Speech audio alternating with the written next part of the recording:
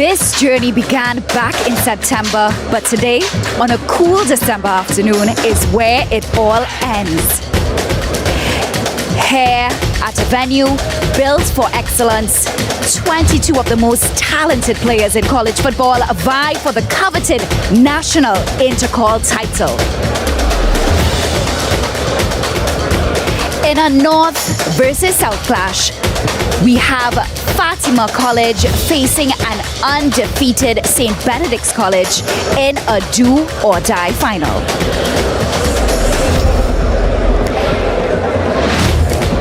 The weather today is 28 degrees Celsius with a 70% humidity and wind speeds at 29 kilometers per hour. Welcome to all our viewers. I'm Siobhan Metiver, and joining me pitchside at the Hasely Crawford Stadium is Hans de Veens, James Saunders and Colin Murray.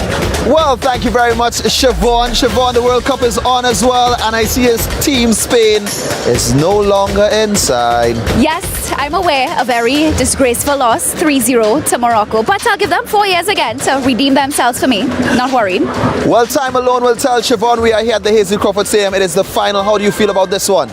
Listen, the last time Fatima went up against St. Benedict's College, it was a 3-1 win for St. Benedict. So it's either it's going to repeat itself again where St. Benedict's are triumphant, or maybe Fatima will have their revenge. I don't know what Colin has to say. Well, let's find out what Colin Murray and James Saunders have to say about this one. Colin Murray, we start with you, former Fatima College player, coach, student. And listen, how their season started was Fatima, St. Benedict's. It was a draw. Then they met up again in the Premiership final. St. Benedict's got the better of Fatima College. Now they meet in the COCA-COLA INTERCOL National Final. So therefore, Hans, a draw, a St. Benedict's win. So therefore, it should be a Fatima win today. Oh, but no, let's be serious here. It's going to be tough. St. Benedict's, we always said, in my view, the most offensive team or the best offensive team in the league. They've got 5 players, not just 2 or 3 up front. 5 up front that are running at you. Yeah. So it's going to be difficult. Fatima, though, in my view, again, they have a good all-round team. Right. They've got a complete team, good defense, good players going forward. It's not going to be a grudge match. All right. But Fatima will have the drive to win this we're going to game. get deeper into this in a little bit. Okay. But guys, the World Cup is on. James Saunders, how do you feel? Brazil, top form? Yeah, it definitely has to be Brazil. You look at the defense, you look at the way that they attack, the intensity of the team. Nobody can convince me that Brazil are not going to get to the final or anywhere close to it, unless, of course, one Lionel Messi intervenes. Yeah. I think Spain being booted out, that opens the other side of the draw. All right. Well, Colin, Argentina is your team, so... Well, I like how he said nobody is going to convince him that Brazil is not going to get to the final. But they have a semi-final to play first. Then I think they're going to win the quarter-final. I also think Argentina is going to win the quarter-final. So who clashes in the semi-final? 1 Argentina against 1 Brazil. That is going to be huge. It is Lionel Messi's swan song. Yeah. So, you know, I'm sorry, James, but Argentina may spoil your You're convincing me otherwise. Well, here we have the boys warming up at Fatima College here at the Hasely Crawford Stadium. Guys, the Premiership, they faced off against each other. Let's talk a little bit more about St. Benedict's College and Fatima College. What can we really expect from either of these teams?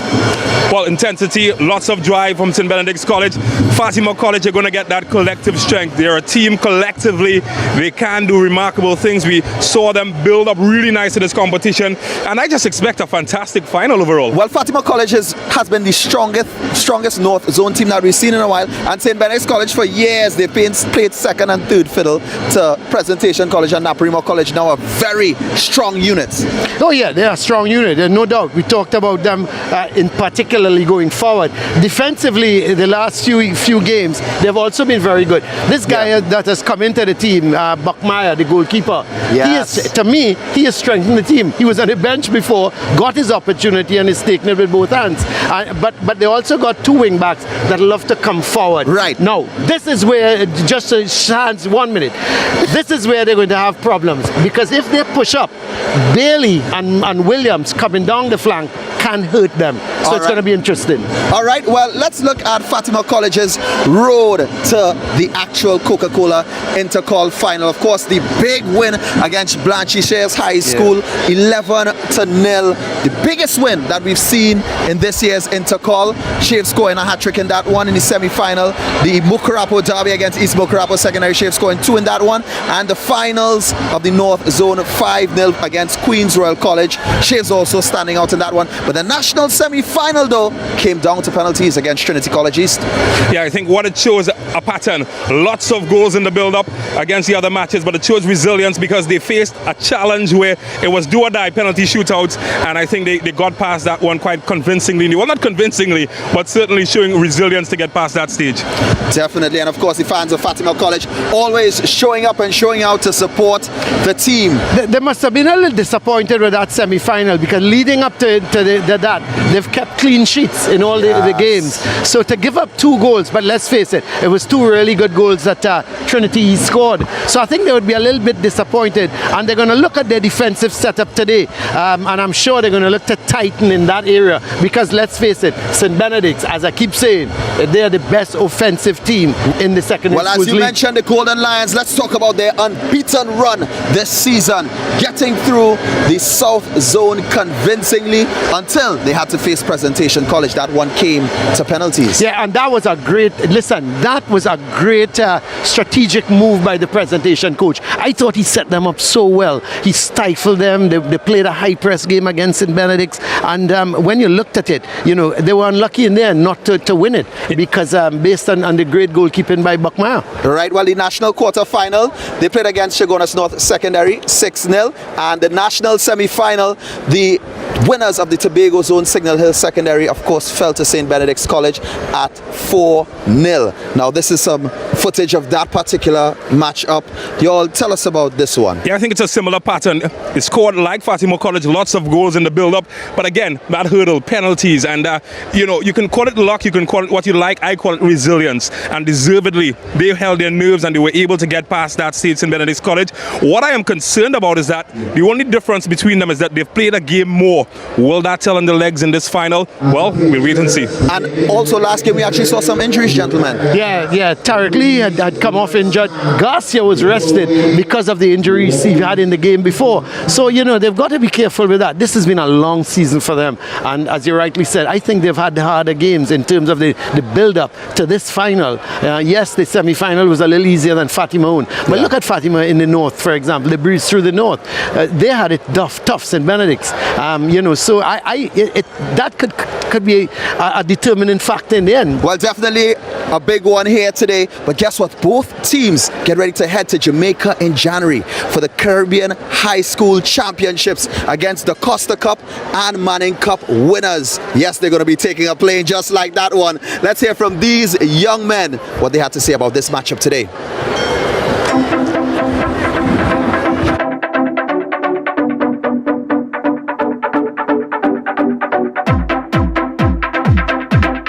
My team and I are pumped at this point in time because I think, well, as thus far we won all our games to reach to the final.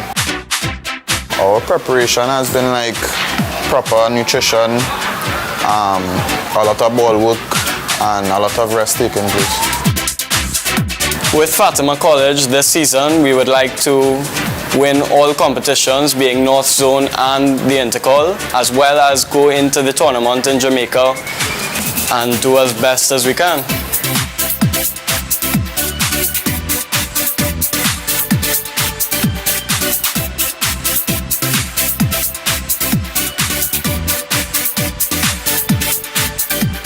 Well, I'm looking forward to it. To meet back Fatima College in a grand final again would be something very hectic because the last time was very intense and I would really like to see that happen again. We're making history right now and we're bringing faith back to St. Benedict's College. Yeah, I'm looking forward to play against Fatima College again. We beat them once, we could do it again.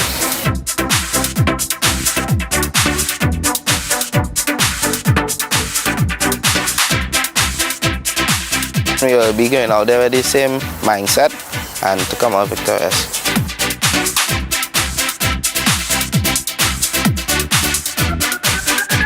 Excitement leading into this one from those young men. They get ready in January to face off against Clarendon College and Jamaica College in the Caribbean High School Championships. Let's hear what the coaches had to say ahead of this matchup. Coach, it's the big occasion, the grand final. Describe how you're feeling in your team. Relax, a little exciting, but relax and ready to go. It's the second time that you've gotten to our finals this season. You're also unbeaten. Is that any pressure? No, I don't think so. I think today is just another game and we're here to play and entertain the crowd and let the boys play the game and enjoy themselves. Fatima College, yet again. Is there some sort of rivalry in the dressing rooms there? Not in the dressing room. Me and the coach is good friends. Some of the players and other players are good friends. But it seems to be heading that way in terms of we meeting all the time. So it will build up something nice and exciting to go with. You've played before. What are some of the key players that you're identifying, against Fatima? What sort of plan and strategy you have there? We don't have no plan. We don't have no strategy. Is come out and execute what they've been taught over the season. Why change something now when everything has been working so far so good? Well, thank you so much, Coach. Good luck. No problem. Coach, it's a grand final. Tell me what the feeling is like with your team. Well, first of all, we are happy to be here in the final. I mean, the guys work hard to reach at this stage. So, we are willing and we are ready for it. You've been here before. A bit of bad luck last time. What do you think you're going to do differently this time? I think what we intend to do is first of all, is to win the game. Right? And, we playing the football. We went back to do our homework. Take a look at Benedict, see their strengths, and I try to exploit their weaknesses. So today, you might see a different Fatima. I asked Coach Boyce if there was any rivalry between the players or any talk among your players of a grudge match here. Is that something that's happening there? Not really. I think the both teams they've been doing well for this season, and it's only fair that they end up in the finals. So, in terms of rivalry, I don't think so. It's just the two of the best teams in the college league going to play the final game. Well, I wish you all the best. Thank you very much. Thank you. The goal is to win the game. We want to thank First Citizens and NGC CNG for sponsoring those features. But let's talk about one of our sponsors, our main sponsor, Coca-Cola, the ones behind the Coca-Cola Intercol. For those of y'all here, y'all can come down. If you're at home, you can come down. And for students in uniform, Coca-Cola is giving away a PS5, a tablet, and an iPhone. So there are prizes to be won for students in uniform here at the Hazley Crawford Stadium. Let's talk a little bit about sustainable happiness with Coca-Cola. So here's how we use recycled plastic bottles to make our special edition Coca-Cola Intercol football jerseys. First of all, the plastic bottles are collected and packed at the recycling center before being shipped to the processing factory. Next, the plastic bottles are melted into white round balls. These plastic balls are then crushed and spun through a nozzle that creates yarn. The yarns are used to weave a polyester fabric. Finally, that fabric is used to make our special edition Coca-Cola Intercol jerseys that you and your school could win. So get collecting those plastic bottles and bring them to the Every Bottle Back Center at Charlotte Street in Port of Spain so you and your school can help create #Sustainable Happiness.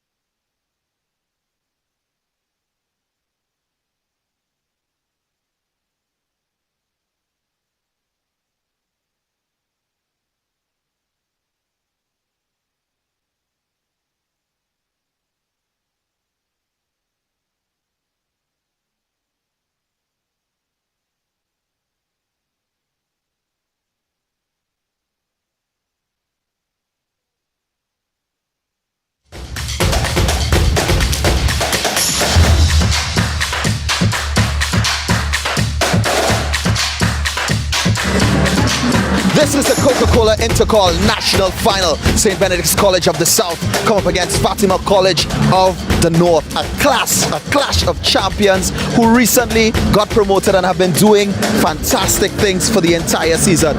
But James and Colin, tell us about some of the standout performances from players we've seen during this season. Yeah, I've seen some amazing ones. Lindell Sween comes to mind, one of the standout players. Jaheim Fostin, and of course you got Larry Noel. Colin, what about you? You can't leave out Tariq Lee. You can't leave out these St. Benedict's guys. To me, the player so far of the season has been Tariq Lee. He's scored goals. He's assisted. I mean, he's just been a super player for Benedict's. You know, when things are down, when the chips are down, he's the one who picks it up. He's the captain. He's the one that drives the St. Benedict's team. And to me, you know, if he got into the final, he scored a hat-trick. You can't look beyond Tariq Lee for player of the season. I absolutely agree. If we were to narrow it down to these three attackers, Fostin, Noel, Tariq Lee, how easy is it to pick one? But you see, the thing with Tariq Lee, the difference is he assists. He also Noel and Fostin, you know, tend to play in the box.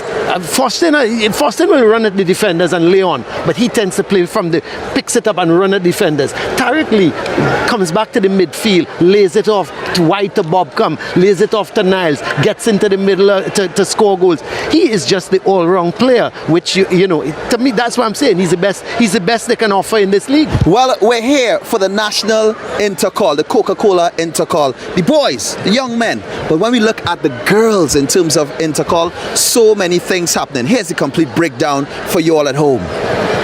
Well, national semi-finals happen tomorrow. Miracle Ministries of Central going up against Pleasantville Secondary School, and Five Rivers Secondary going up against Holy Name Convent. But before the matchup today, we actually spoke to the young ladies of Holy Name Convent, and here's what they had to say.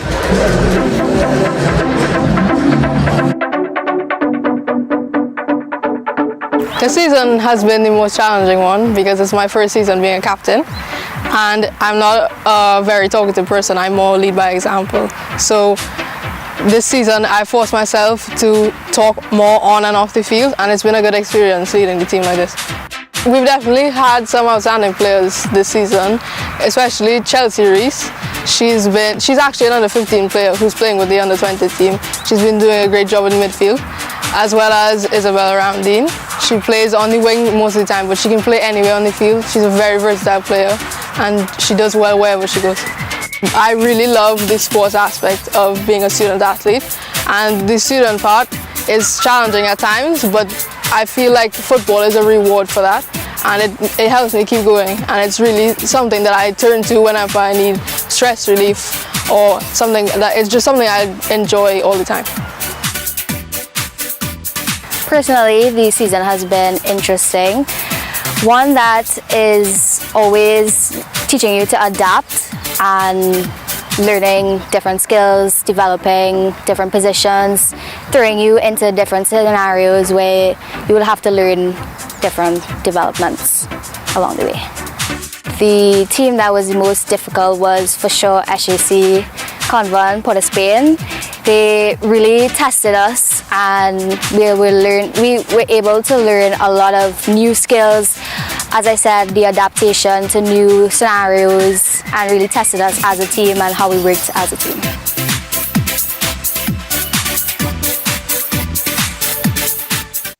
Plays tomorrow here, and we get ready for that one. But when we come back around kickoff of the COCA-COLA Intercol National Finals, who will walk away with that silverware? St. Benedict's College, Fatima College. Kickoff is next.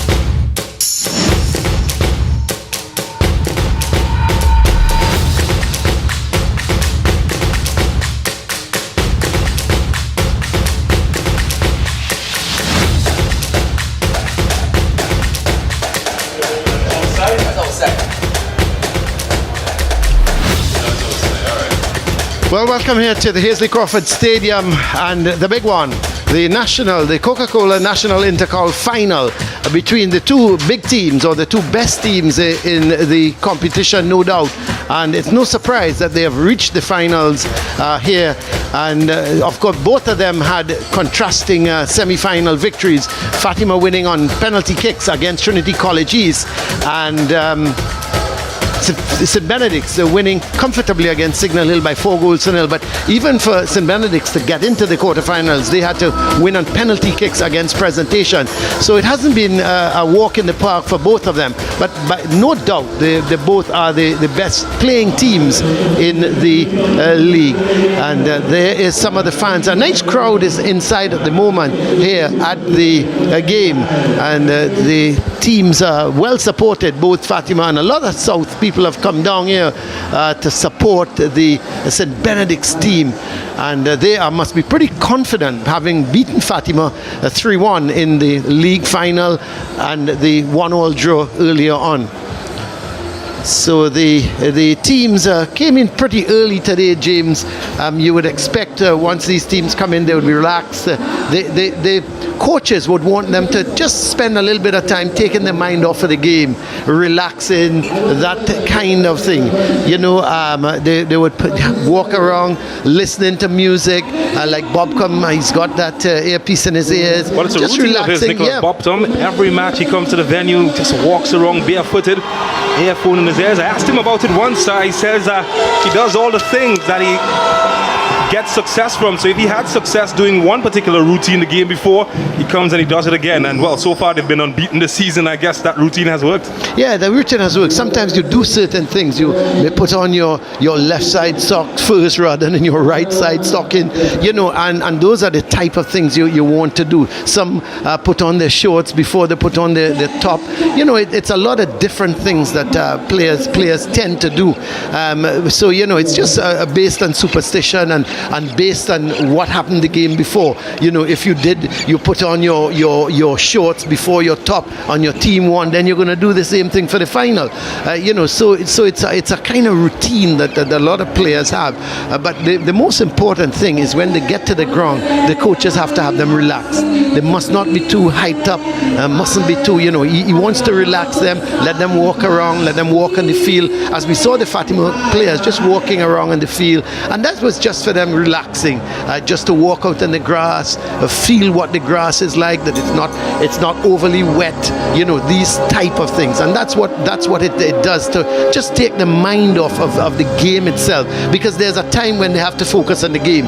You know, when they reach an hour and a half before, that's not time to focus on the game. That's time to relax. That's time to sort of get in tune to the atmosphere and all sorts of things. Here the teams are making their way out, and there they come. Fatima, of course, in yellow with the blue stripes there, and St. Benedict's in their green tops with a yellow V, and with their black shorts, and very easy to distinguish the colors of the two teams led by the officials. And there is Fatima College, some of the top players, and not much changes, James. When you looked at we were concerned about Tariq Lee having gone down in the game against Signal Hill. His ankle was being strapped when he was on the sideline, and we'll have to see how that has held up here. And Daryl Garcia was rested in that game. Daryl Garcia was rested, didn't take no part in the Signal Hill game. So I figured it might have been a little bit of precaution from Coach Randolph Boyce. Fatima, on the other hand, they seem to be at full strength. They've made a couple changes, but I don't think the changes, James, is based on the change is not based on injuries or anything. I think it's more tactical. There's Tariq Lee and meeting some of the dignitaries. James, I know one is the principal of Fatima in third, that Mr. Cooper. There is Mr. Gonzalez, and the Coca-Cola representative is the lady, and the St. Benedict's principal is behind Mr. Cooper of Fatima. And those are some of the dignitaries meeting the players. That's Maritza Balak, isn't she, the senior marketing manager of Coca-Cola? And Mr. Gregory Kwan Kep of the St. Benedict's, and Mr. Ronald Cooper, the third in line there, the principal of Fatima. So it's always great for these players to meet some of the dignitaries before the start of the game. It makes them feel good. But it's good for the neutral fans to see Tariq Lee back in the starting lineup. Went all injured in the semi-finals. He is back together with Garcia, who misses out. We'll tell you more about the lineups later on. But some interesting changes, some faces missing from the Fatima lineup as well. And it's a final. Lots of strategy being involved. Don't know how many of that comes down to injury or just tactical acumen. We'll find out in just a bit. But what a moment for these young men. The dreams of a school. Nikolai Nyron, in charge of this fixture, was named the referee of the recent Ascension tournament. And what an experienced cast he's got with him. Ainsley Rochard for company and Kurt Charles on the other end. Well, they are ready with their pom-poms in hand, ready to cheer. But first, solemn singing of the national anthem will be performed as the teams get ready for this grand final COCA-COLA INTERCOL here at the Hazel Crawford Stadium.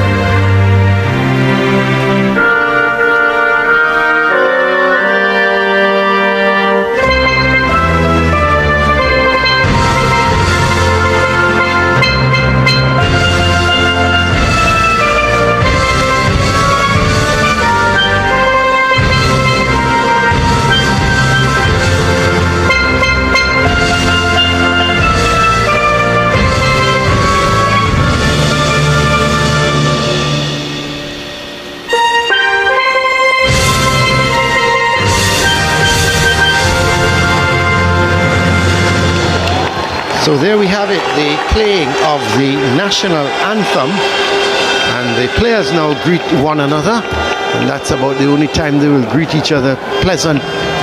James, in the old days that never happened. In the old days you watch at the opponents from a distance and you grind your teeth and then you get into it. Nobody was touching the opponent's hands. It was just a case of blood and thunder after that. But now I think it's nice. It's always great to have a little bit of greeting. They are the officials, Nikolai Nyron, as you said, the referee handling things today. Kurt Charles, Ainsley Rochard are the assistants, and the fourth official is Andrew Samuel. I'm happy for Nikolai Nyron. He's done a good. We've seen him before, James, and he's a good referee, solid, and he's always on top of the game. I think he's one of the good young referees around. Yeah, certainly he's one of the top officials, and what a big occasion for him to show his stuff. What a big occasion for them as well. Unbeaten this season, St. Benedict's College. They're hoping to continue that. Well, here's the starting lineup for St. Benedict's. It's Deshaun Alexander, Nicholas Bobcom, Jerry Buckmeyer, Tariq Lee, the skipper, Joshua Dimas, Daryl Garcia. There is Ephraim Brown, Keanu Morian, then Jeremiah Niles, Josiah Ochoa, and LeSean Morris. And the coach, the very successful Randolph Boyce. There is the formation. James? Yeah, lineup good to see. Both Garcia and Tariq Lee back in the lineup. Of course, a very fearsome foursome, they call it. Well, I call it five. Niles, Lee, Bobcom, Ochoa, and Garcia. And, of course, the rest are doing the defending for St. Benedict's College. They're known for their attacking prowess. The 4-3-3, but, of course, they're quite fluid in possession. So there is the Fatima team. Certainly they are going to start here as underdogs, but they will want to show their mettle, and they line up with Nunes, Hospitalis, Jordan, Jaden Williams, one of the two Williams. Then there's Romani, Mason, DeGans, Chaim Williams, it's the other Williams. There's the skipper, Christian Bailey, Jose Atong, and the goalkeeper, Tristan Edwards. The coach, Hudson Baba Charles. Yeah, I think the big story, 3 players playing in the semi-finals are out of this match. Arterton, Alcantara, And yep, you guessed correctly, Michael Shaves is missing from this one. So 3 major changes for Fatima College. Whether it's tactical or down to injury, well, that's the answer that we will find out later on. Well, we're just getting ready for the kickoff here. Fatima in yellow, where there is the beautiful trophy that they will be playing for. And no doubt the Fatima team would want to get their hands on that. But St. Benedict's, they would want to do the double here. And both teams would be ready to go at it here, no doubt, as the referee Nikolai Nyron is just about setting his timepiece. And James, you set yours as well. As we get the kickoff going, it's Fatima in possession. Long ball up that left side, looking for Williams one time, and it goes out to play. This is going to be a throw for St. Benedict. So Fatima starting really on the front foot, trying to get that ball wide towards Williams. But this here is the ball is with Morian.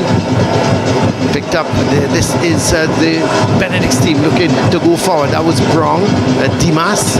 That's it wide to Niles. Niles, it's going to be a live wire on that left side. They've got to be careful of him. But here's a man that Benedict's will have to be careful of, and that's Bailey. It's interesting to see how Fatima are going to start this one. They've met twice before this season, yet to get a win over the fearsome Laramie Lions. Possession, they do well with it. Well, that is Hospitalis sending it in field, and they trying to get that shot away. It looked like Romani cleared downfield. This is Nunes. Nunes has come into a central position.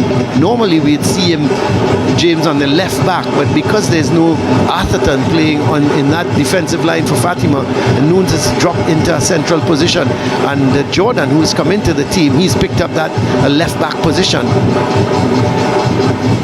Also looking at the position of captain Christian Bailey, playing a lot deeper than he has played for much of the season in that holding position. Of course, replacing Alcantara, who's featured there for much of the season. It's going to be interesting. I can't see Bailey. He's such a force wide on that right side. To see him in that type of position, it's going to be interesting. But they've obviously been doing a lot of practicing, and they're going to try to see if he can hold that position and make it his own kind of thing for today. Well, here is St. Benedict's, the first cross ball, but nobody in the box in green, and there was Edwards holding on to it comfortably. This is Williams, Jaden Williams, trying to get it up there, looking for Mason, but he can't get there. So Romani is also seems to be picking up that position as a striker. This is the Gans. It's won back by St. Benedict's. This is Morian. Alexander. And, no one in control yet of it. That's Atong. And is he brought down? Yes. That is Mason being brought down. Incidentally, Fatima under 14 won the national under 14 championships, and Mason's brother, and this is Joshua Mason's brother, he scored 19 goals for the season, and his name is Jason Mason, so he picked up 19 as Fatima continued to their development program, James, all the way down to under 14 level. There's the push on Atong. Nicholas Bobcombe just getting a bit physical. Expect to see a lot of those in a final like this. But this is Romani coming into the team today. This is Jordan also coming into the team, picking up that left back position. And Mason trying to play it forward, and comes off of the defender. I think it's going to be off of Morian. It's going to be a throw for Fatima. Well, like we expected, Fatima College holding on to the lion's share of possession so far in the match. Much of what we saw in the league final, Fatima College forcing the game in terms of possession. Benedicts are quite happy to concede possession and counter-attack. I wonder what lessons they would have learned from that fixture. I wonder what lessons he would have learned as well, Randolph Boyce, as he set up his team this time around. He says he always plans according to the opposition. Well, only one lesson on show for these guys here, teaching everybody how to have a good time. course. And so Bailey, it's interesting as Bailey is picking up this defensive midfield position with Atong. And I must say, James, I like to see how that will work out, because I'm not a fan of it. I think Christian Bailey is such a superb player going down that right side. But here is Mason, and is he brought down? Let's see. The referee is he going to give a foul, or is he giving a corner? Because it did come off of Brown. Let's see Mason. Yeah, just got in a bit late there. He's a lucky boy not to be given a foul for that. To catch him quite late, slipping out of the eyesight of Nikolai Nyron. Good thing though, he does allow the game to flow, Nyron. Yeah, he does. Don't expect to see too many soft calls being given. So it's going to be a corner, and I thought that ball didn't come off of the St. Benedict's defender. But we'll wait and see just how this corner is. It's going to be, is it the Gans? It seems to be the Gans is going to take it. Quite a number of yellow shirts in the box, and it's headed just wide. Well, it seemed to be, let's see, the man coming up there was the number 12 player, Williams, coming from that position around the penalty area, the penalty box. James got his head to it, just couldn't redirect it into the bottom corner. Yeah, that's what you call a home invasion. Left his calling card too. Let them know I was here and I'll be back. So it's Fatima in position as that ball is set way over, looking for Mason. It's not with Mason. It's picked up here by Bobcom, and the Gans putting in the challenge. But still, St. Benedict's now coming with this. This is Morin to Ochoa. Ochoa turning nicely with it. Has to go back to Alexander. Alexander is going to go wide. Gets that one, and is he brought down? Garcia? No, says the referee. It's picked up by Atong. The Gans heads it on, and no one really in control of it at the moment, as that ball is headed wide towards Mason. But he is nowhere to be found. It's going to be a throw for St. Benedict's. No goals yet. We've been playing just for 6.5 minutes, and the game hasn't really picked up as yet. Both teams are feeling each other out, and the excitement, as we expected, just hasn't started yet. But Fatima trying to come up that right side, and it's played out. They've made a couple meters up that right side, but nothing really to worry the St. Benedict's players. This is Bailey, and it comes off of the referee, and he's allowing Bailey to continue because he regained possession. As this is Bailey again. He's going to play that ball square, looking for the Gans, but it's picked up here by Tariq Lee, and he always get excited when he gets on the ball, but it's quickly won by Bailey. Bailey gets it to Mason. Mason tries to get it back to Bailey. However, no one is really in control of it yet. The game certainly hasn't picked up in terms of players. I think both teams are at the moment, James, they high pressing each other, and no players being allowed time on the ball. What I'd like to see from St. Benedict College is a bit more width in possession. Wide players haven't offered that wide support early enough, many occasions, forcing it to the middle. That's where they've turned it over. Yeah, but when you look at both teams now, you know, both teams are high pressing. As soon as the opponent gets the ball, they're hustling them, and so because of that, they just can't get their passes going. This is some of the crowd, a nice good crowd here at the Hazley Crawford Stadium, and they were packing it in early from, I would say, from about 2 o'clock today.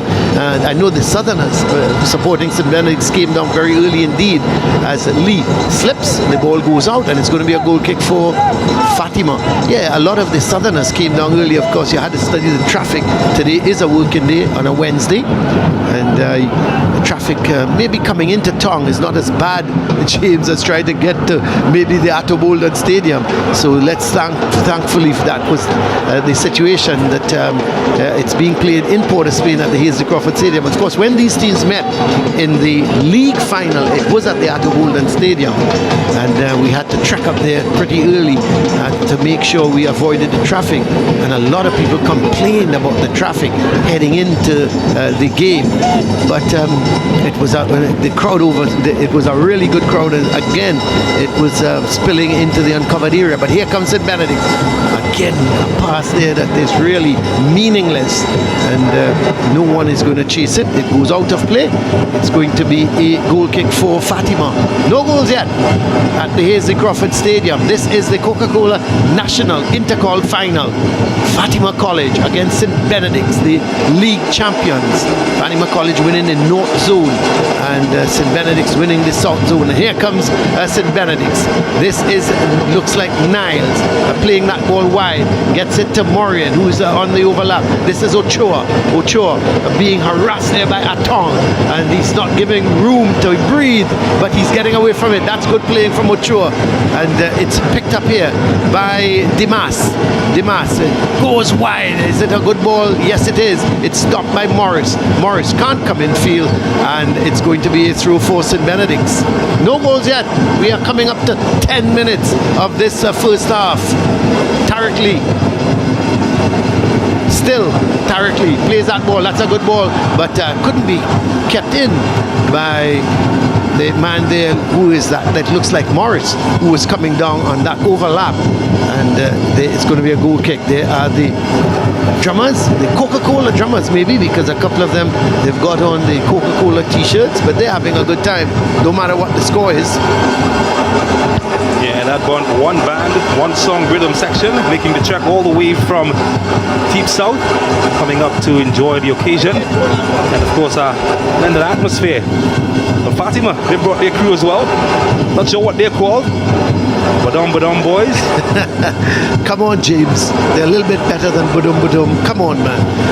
I'm disappointed in you and your description of the Fatima Boys. Well, song that they're making. I'm not sure the fans would mind, though. They're enjoying it nonetheless. Well, here's a cross ball, but it's snuffed out by St. Benedict as they're looking to come forward with it again.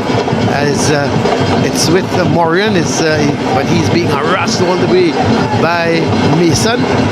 This is Alexander. Took his time with that one. Oh my word! Oh, it's a goal! Fatima scored! A terrible mistake by Buckmeyer. The ball was played back to him. Mason was following it up, and there was the clearance from Buckmeyer.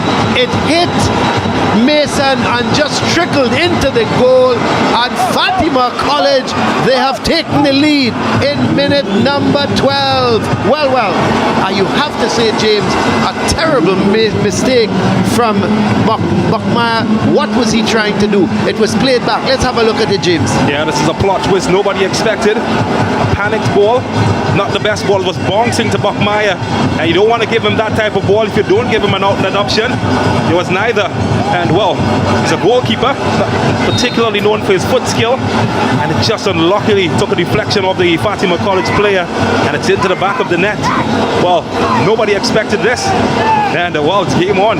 Well, I think this game needed a goal, James, to wake it up a little bit, because I think so far both teams were feeling each other out. I think it's the case that has gone, that will go through the window now. I think St. Benedict's will have to up the tempo.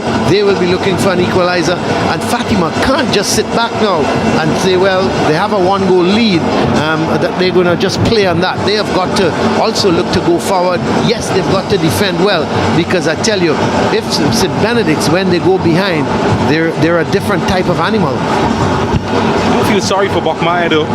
Wasn't the best ball. Yes, he could have done a lot better in terms of clearing it, but you've got to be certain when you play back passes, and more importantly, that what a lot of defenders have to learn, when you give your goalkeeper a pass in a pressure situation, you've got to create a big window so that he can play it away from goal. None was given, and well, it's unfortunate that they trailed by a goal to nil. They always say when you're playing back a ball to the goalkeeper, you don't play it towards the goal. Always try your best to play it away from the goal, so that even when he clears it, if he clears it against a Russian forward, it may hit him and go outside, rather than if you center the goal and you hit it on him, it tends to go back towards the goal. And I think it's a good lesson some of the youngsters need to learn. But St. Benedict's, they trail by 1-0 against Fatima, and it's going to be interesting to see how they can get back into this game, James, because we haven't seen St. Benedict's trailing very much this season, if at all. Haven't seen them be beaten either. So it's that's right. Just in conundrum. Well, here is Fatima coming forward with it, and the Gans wasn't able to control it. It's with Morris. This is Niles.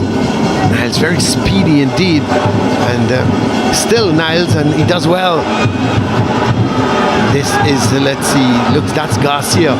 Garcia looking to play a 1-2. He's looking at the shot, not a bad effort, but just to the right of keeper Edwards, and he didn't have much trouble in that.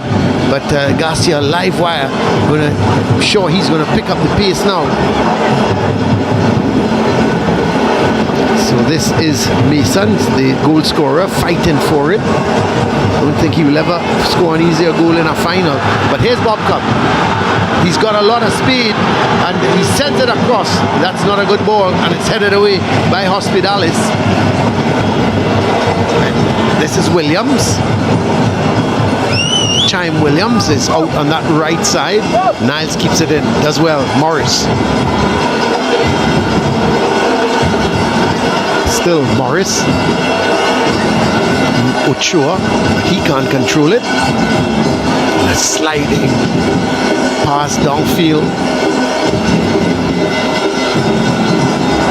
Roman picks it up nicely here.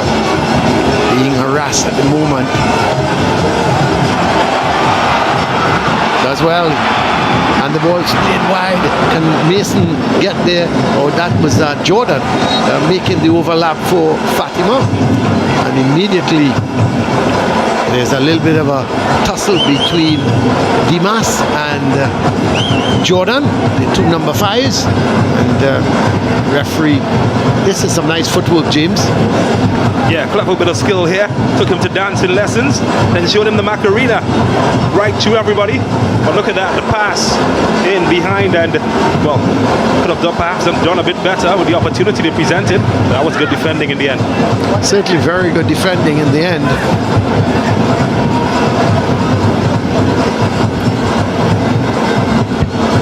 So Tom is one of the players tasked with playing wide. Yeah.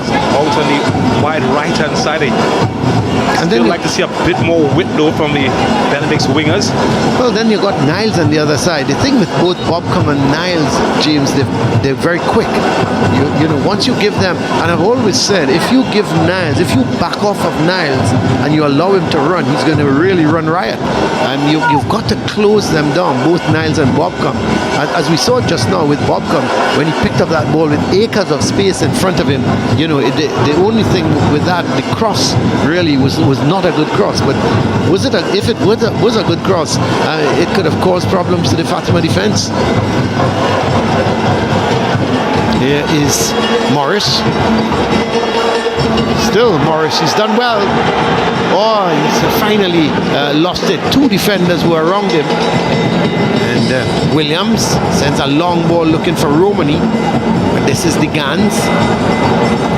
No doubt Buckmeyer is going to come out to claim that. I think we will see Hospitalis defending being tested down that right-hand side or left-hand side for St. Benedict's College.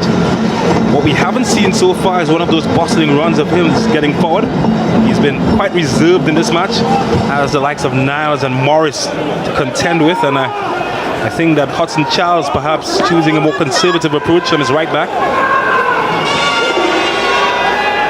Here is Niles.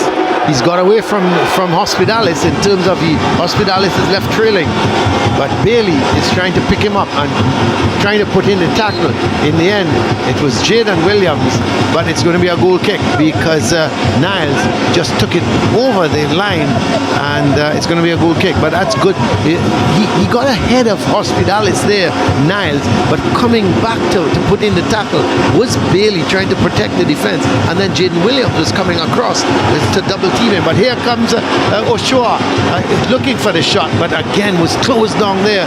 And the Fatima defenders now, you could see them, James, they're sort of going, two players are tending to go into tackles. So they're certainly not just leaving it to one player. But here is Buckmeyer. This time he's playing it away from the on-rushing forward. Gets it towards Alexander. Jaden Williams is heading that out. Yes, so they're not allowing, and that's the thing with Fatima, they tend to play as a team. But here is a good run from the man. That's not Bobcom this time. It looks like, but however, it's Niles, but he gives it away.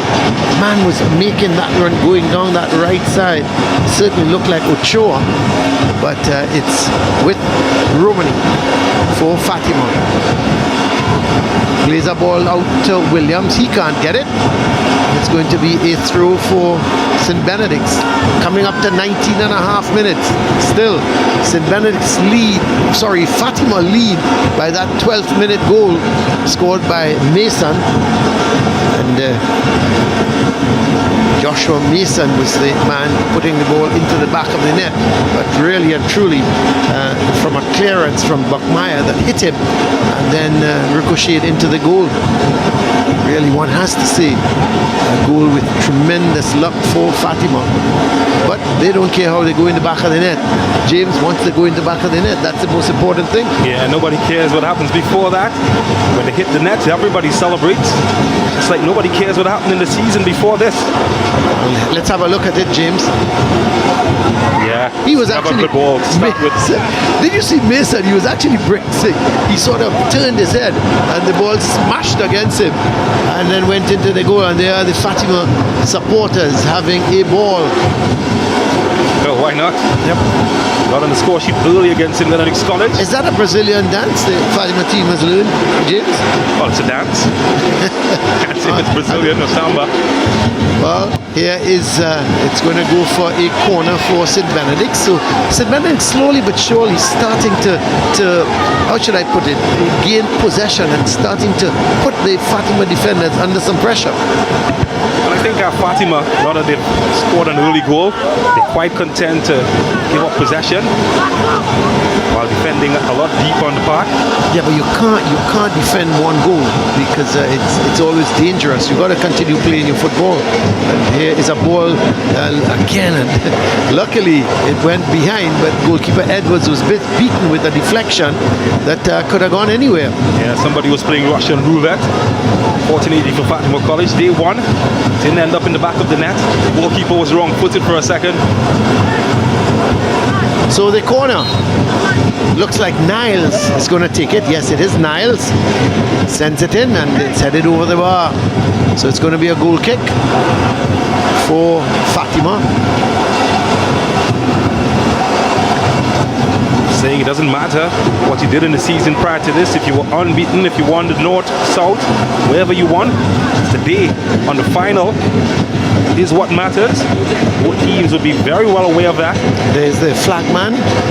He's at all events, all good big sporting events. But here's the ball played wide towards Romani, who's come out onto that wide position and allowed Mason to go inside. So the ball is with Alexander. This is Dimas.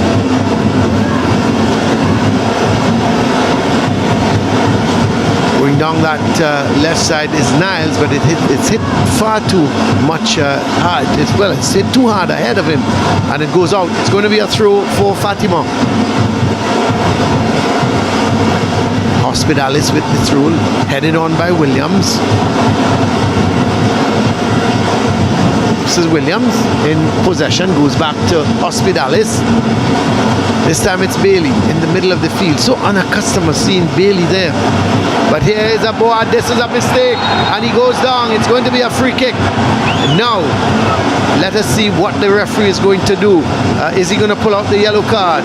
Or yes, he is going to give a yellow card to, looks to be, is it Dimas? And yes, it is. But I think he's quite lucky. It seemed to be the last player. Well, I was thinking on the way that. to goal, and well, we'll have to look at that again, James, because he could very well have been the last player. Yellow card, a lenient option by Nikolai Nyron. I mean, nobody wants to come to. There we go, yellow card. Alexander. Nobody wants to see a team minus a player. But well, look, he was away. Situation, there was no green shirts anywhere around. That might have been a different color. Well, I don't know if the referee feels that maybe he genuinely was trying to play the ball, and he was just late on the tackle. Doesn't matter. Yeah. The last man, he made that challenge. You've got to be careful. The color is usually not yellow. Yep. Well, I think he got away with one. Yeah, the neutrals will be quite happy though.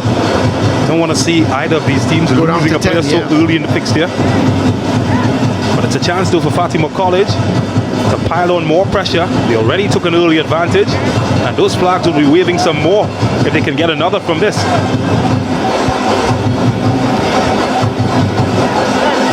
So a free kick for Fatima, and it's going to be taken by Nunes. He's got a really good left foot. Tell you what, James, if he hits this well enough, well, the St. Benedict's goal can be in some problems.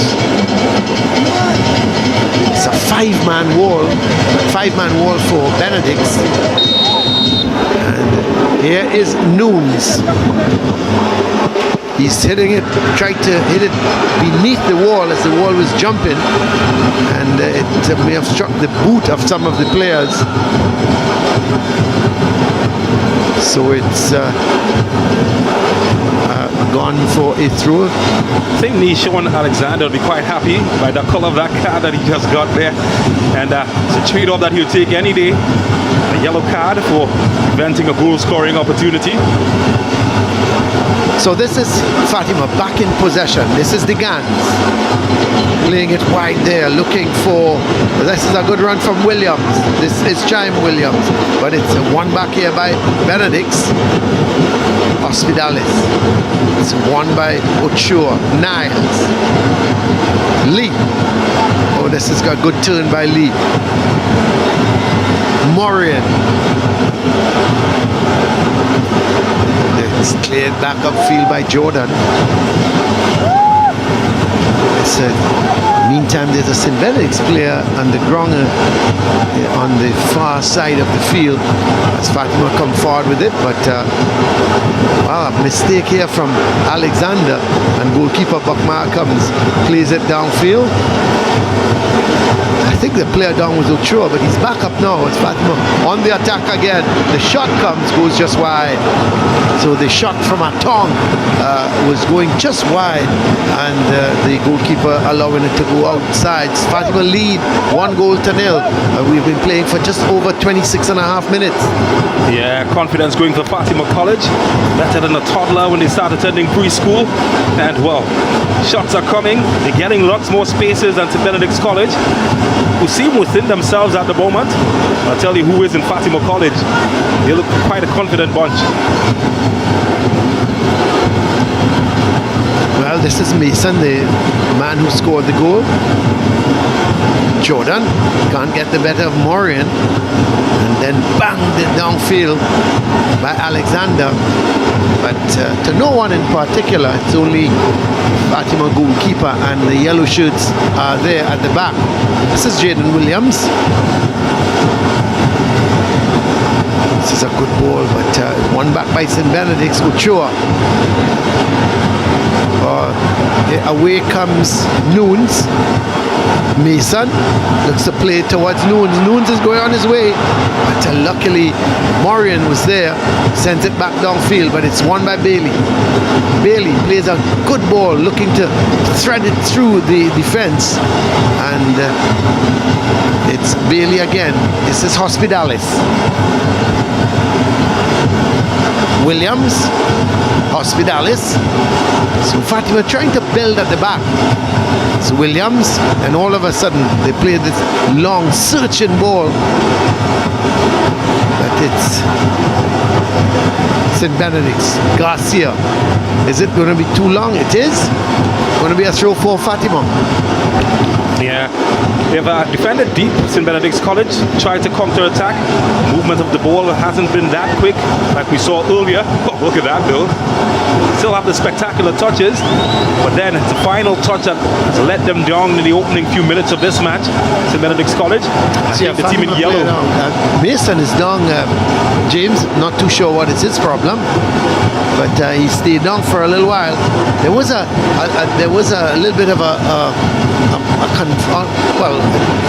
let me say not a confrontation, but a coming together with Mason, and I believe it was Alexander, in terms of a little bit of a clash, and he went down and hasn't got back up as yet.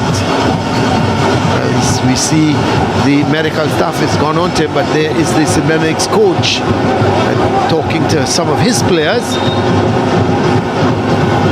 So there's a part of the crowd, a huge crowd here at here's the Crawford Stadium. A good crowd, wouldn't use the word huge.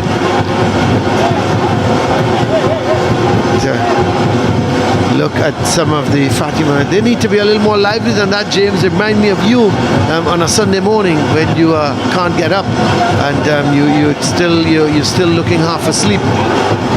Well, not when your mother comes around to pinch you to get up to go to church.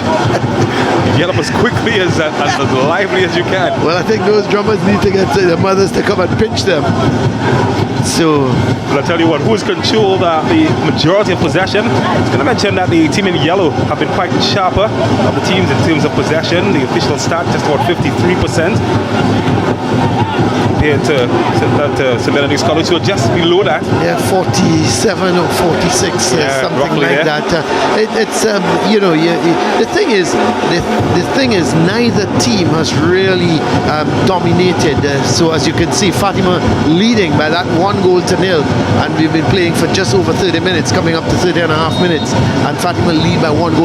But we've not really seen a lot of goal mouth action by these two, and they're two exciting teams. We see a substitution being made, James. Yeah, the player went down just a minute ago. Well, looks like he might be replaced. He's on a stretcher. He hasn't gotten up since he came off the field. Yeah, well, we'll have to get confirmation of that in a minute. But here is Fatima looking to come up that right side. It's going to be a throw for the boys in yellow, or should I say yellow and blue? Just wonder, being forced to make a change after 30 minutes. Fatima College wasn't in the game plan. How will it affect their performance? But here is Noons. Atong. He goes over, and it's going to be a free kick for Fatima. And Brown pleading his innocence to the referee. But Atong certainly pushed the ball and was getting the better of Brown. Brown was bringing him down. It's going to be a free kick for Fatima. So could be, it looks like the Gans, is it? Yeah, Fatima playing with 10 at the moment. Yeah, but not sure the player who's come off. But I can tell you they're warming up Cade Collier.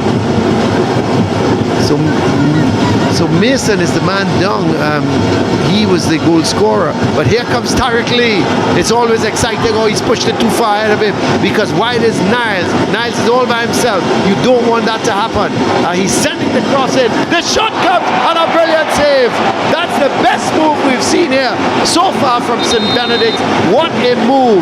They went down the left side. The cross came, and Bobcom came in like a bullet, and the shot was almost like a rout of a gun. He banged it, and Edwards, we know this man is a fine goalkeeper, James, Tristan Edwards. Look at that. It came off the left foot. He hit it on the volley, and James, what you would have been proud to make a save like that. Yeah, that man is as deadly as a great white in the barrier reef. Nicholas Bobcom got their first look really sharp. Usually a one-shot, one-kill kind of guy. Not this time. Well denied by Tristan Edwards. Well. St. Benedict's coming to life after 32 minutes. So they've got a left-sided corner.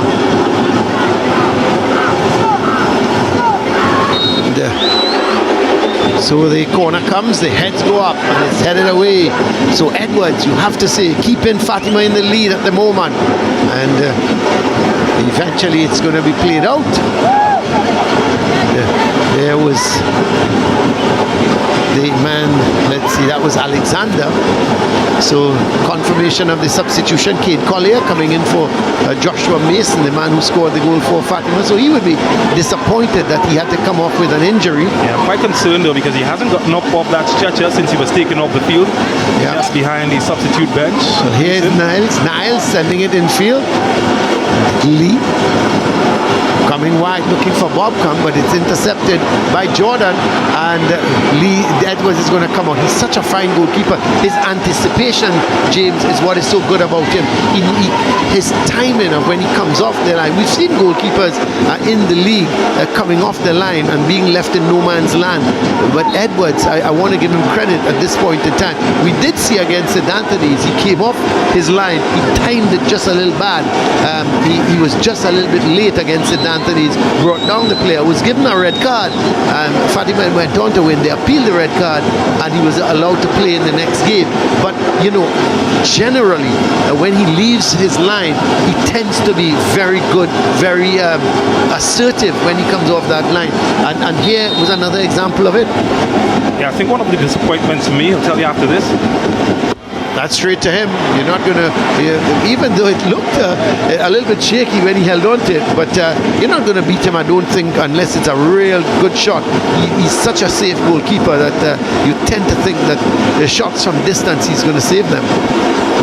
But here comes Fatima trying to go up that right side with Williams, and it's going to be a goal kick for St. Benedict. Yeah, I was going to say one of the disappointments to me so far this season has been the standard of goalkeeping that we've seen in this competition. Not just this competition, but in youth competitions around Trinidad and Tobago. Well, they've got a few, James, you must admit. You know, Edwards, you've got Lazarus from Presentation. I think he's a fine keeper. And it stood out tremendously because of the quality around them. So it's one of the facets that I hope the technical directors in this competition will be looking at. Developing goalkeepers. I haven't been a goalkeeper myself. Something that has been a bit concerning. Yes, I hear what you're saying.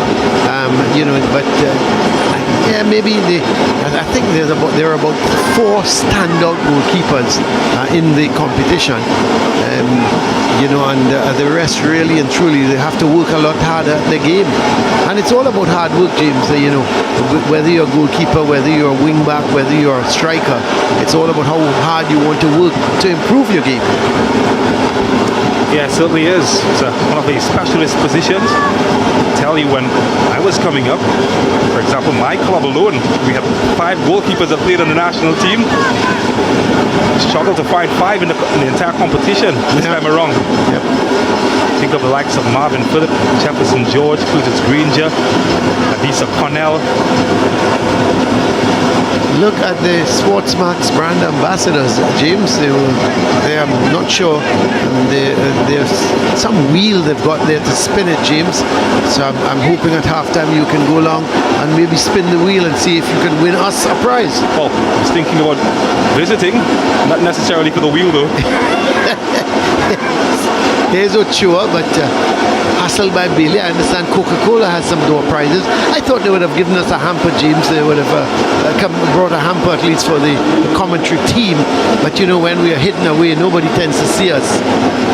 We are the unsung heroes, aren't we? Yeah, you look like a waterman to me though. Maybe a Dasani, it's one of your products. Yeah, Dasani, yes. I don't mind. Here is a shot, but well blocked off. It's from distance. Looked like Alexander was the one looking to take that shot. So 37 minutes gone, and Fatima, they still lead by that goal from Mason by 1 goal to 0. As Morian Bob come. Again, now he's pushed it too far, trying to take on Jordan. Yeah, heavy touch. Tried to turn his man. Touch was a bit too heavy. Lost his angle. Lost possession. Nunes, that's He's got such a good left foot. He seemed to hardly hit that ball, and it went so far. This is Romani looking for Williams. Williams does well. Plays the ball here. This could be a chance. He should have hit it one time, but he's still got possession, and could be a second goal. Would you believe it? He's missed. Well, I think, James, it's a goal kick. I don't think he was in an offside position. Well, the flag was up anyway. Yeah, well, we'll have to wait and see where the ball is being placed. But we'll have to have a look at that again. I didn't think he might have been offside, but he should have put it in the back of the net. It looked to be... Let's have a look, James. There's Collier. The cross ball comes. He's well onside. Well onside. It was Williams, Chime Williams. Well, that should have been 2-0. Yeah, poor defending though from the St. Benedict's defender. Just allowed him to drift on that wrong side of him. You always want to send the attacker goal side. You allowed him to get inside. Eventually was able to get away a shot. And well, it's the second time that a major chance has come from that particular side for St. Benedict's College. I tell you what, James, I thought Collier should have hit that one time. The ball he was running onto the ball, and you know, we can have a look at that again. I would love to have a replay of that because there's something I would like to point out to you. But here's St. Benedict's, and it's headed away. The ball in the midfield, but here goes Fatima again. This is Romani, but it's going to be a free kick for St. Benedict's. There's something I want to point out to you with that, James. When that ball came out, look at the ball coming across the Collier.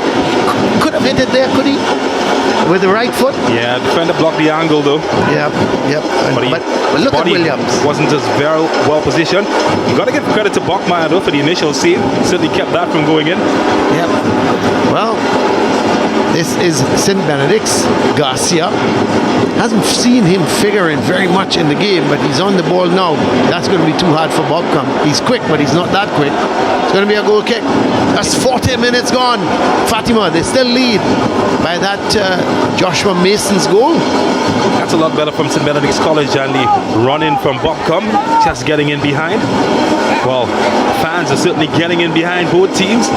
Piled into the beautiful Hazley Crawford Stadium, the venue of today's final. And what an atmosphere. Iconic venue, situated just west of the capital of Port of Spain. So it's going to be a throw for Fatima Jordan. The man gives it to Bailey. The skipper playing in a much more defensive midfield role today. I tell you, James, I don't like it. I think he's such a good player going forward wide that he can create nightmares for defenders when you have him in the middle of the field. But the coaches have decided that they want somebody to do that job, and he's the best equipped player to do it, and you can't argue with that. It's just my preference, having seen him, and I don't go to practice sessions. I'm not with them day in, day out. I see him play wide, and I know he's a handful when he plays wide. All comes down to the need of the day, and well, at the moment it's working. They lead by 1-0. That's right. And this is Bailey now playing a good ball there. So here is Fatima on the go. This is Romani. He's offside. Yeah, just straight in his run there, Romani. Went too ahead of the last defender before the pass was played. But he's looking dangerous, and the movement was good. So St. Benedict's with a free kick.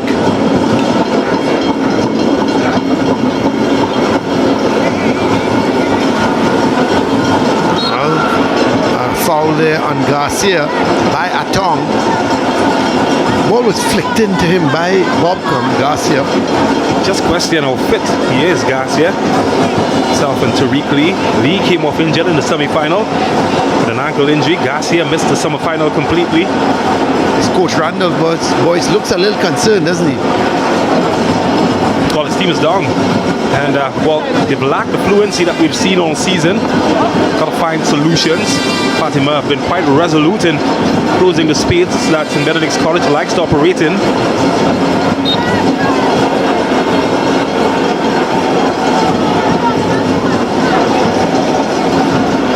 So it's coming up to 43 minutes, so 2 minutes left of to hear the halftime whistle. We understand that there will be 2 minutes of added on time. This is a good ball, good work, free kick, and Tariq Lee, is it? Just couldn't get there. Actually, no, it's not Tariq Lee, it's Alexander who has come up from the back. Ball was played to him. Well worked free kick, good idea. And it was just hit a little too hard for Alexander to wrap his foot around it. Haven't seen Tariq Lee much in the game either, James. Yeah, that's why I was questioning his fitness, how fit he is. This match, he hasn't impacted the match as much as we've seen in previous games. So this is the Gans. Jordan. The Gans, but they're trying to win it was Bobcom.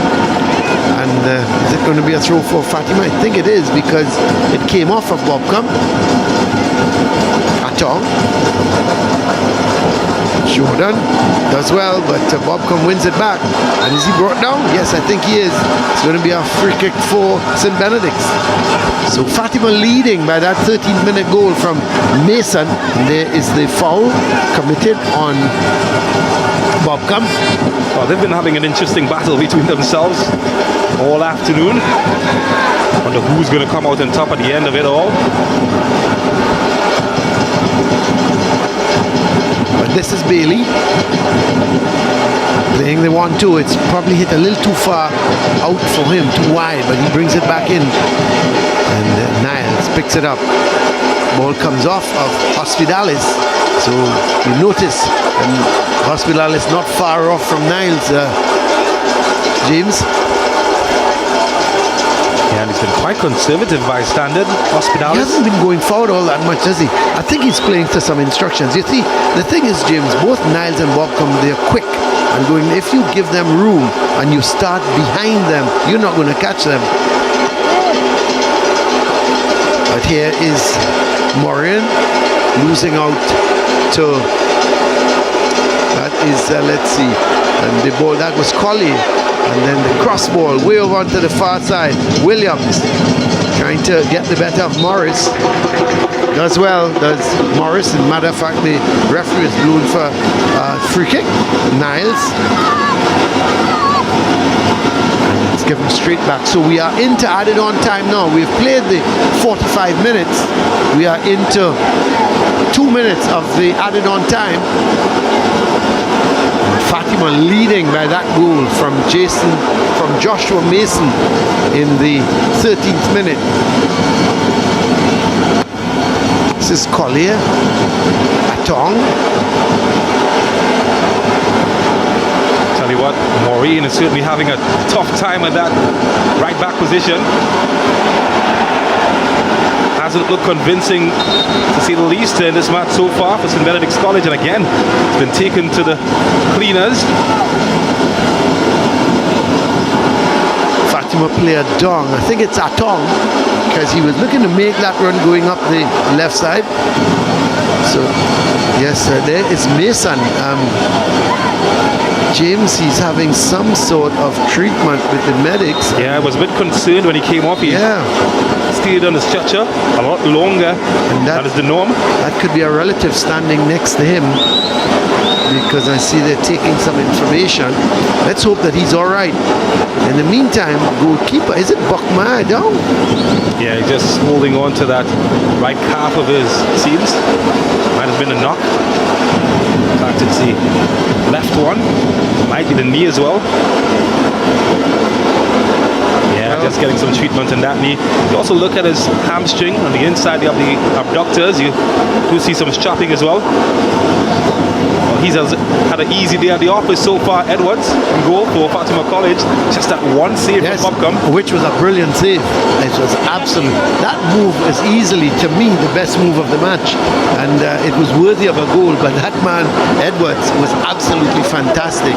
There's some of the supporters for Fatima. And of course, you have the Fatima bench there.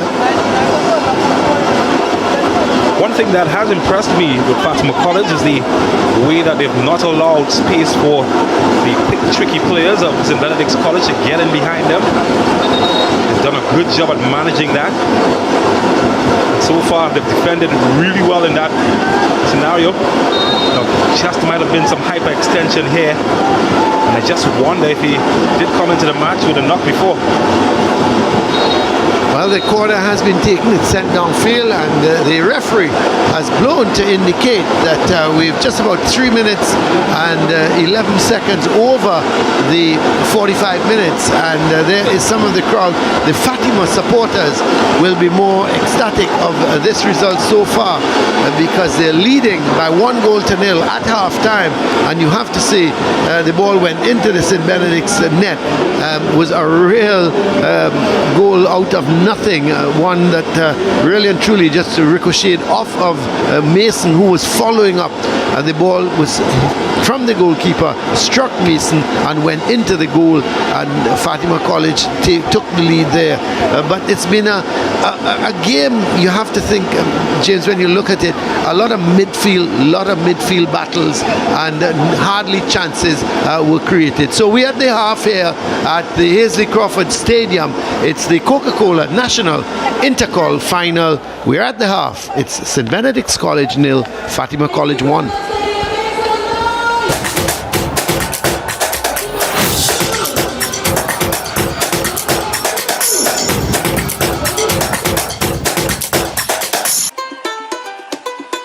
Hey everyone, I'm Tevin and I'm here to tell you two big things. The first thing is that Coca-Cola Intercol is back and we are ready to kick it off. Now even bigger news than that is that this year will be like no other because you and your school team have a chance to win a set of special edition Coca-Cola Intercol football shirts. Now all you have to do is join us in creating #sustainablehappiness throughout the competition.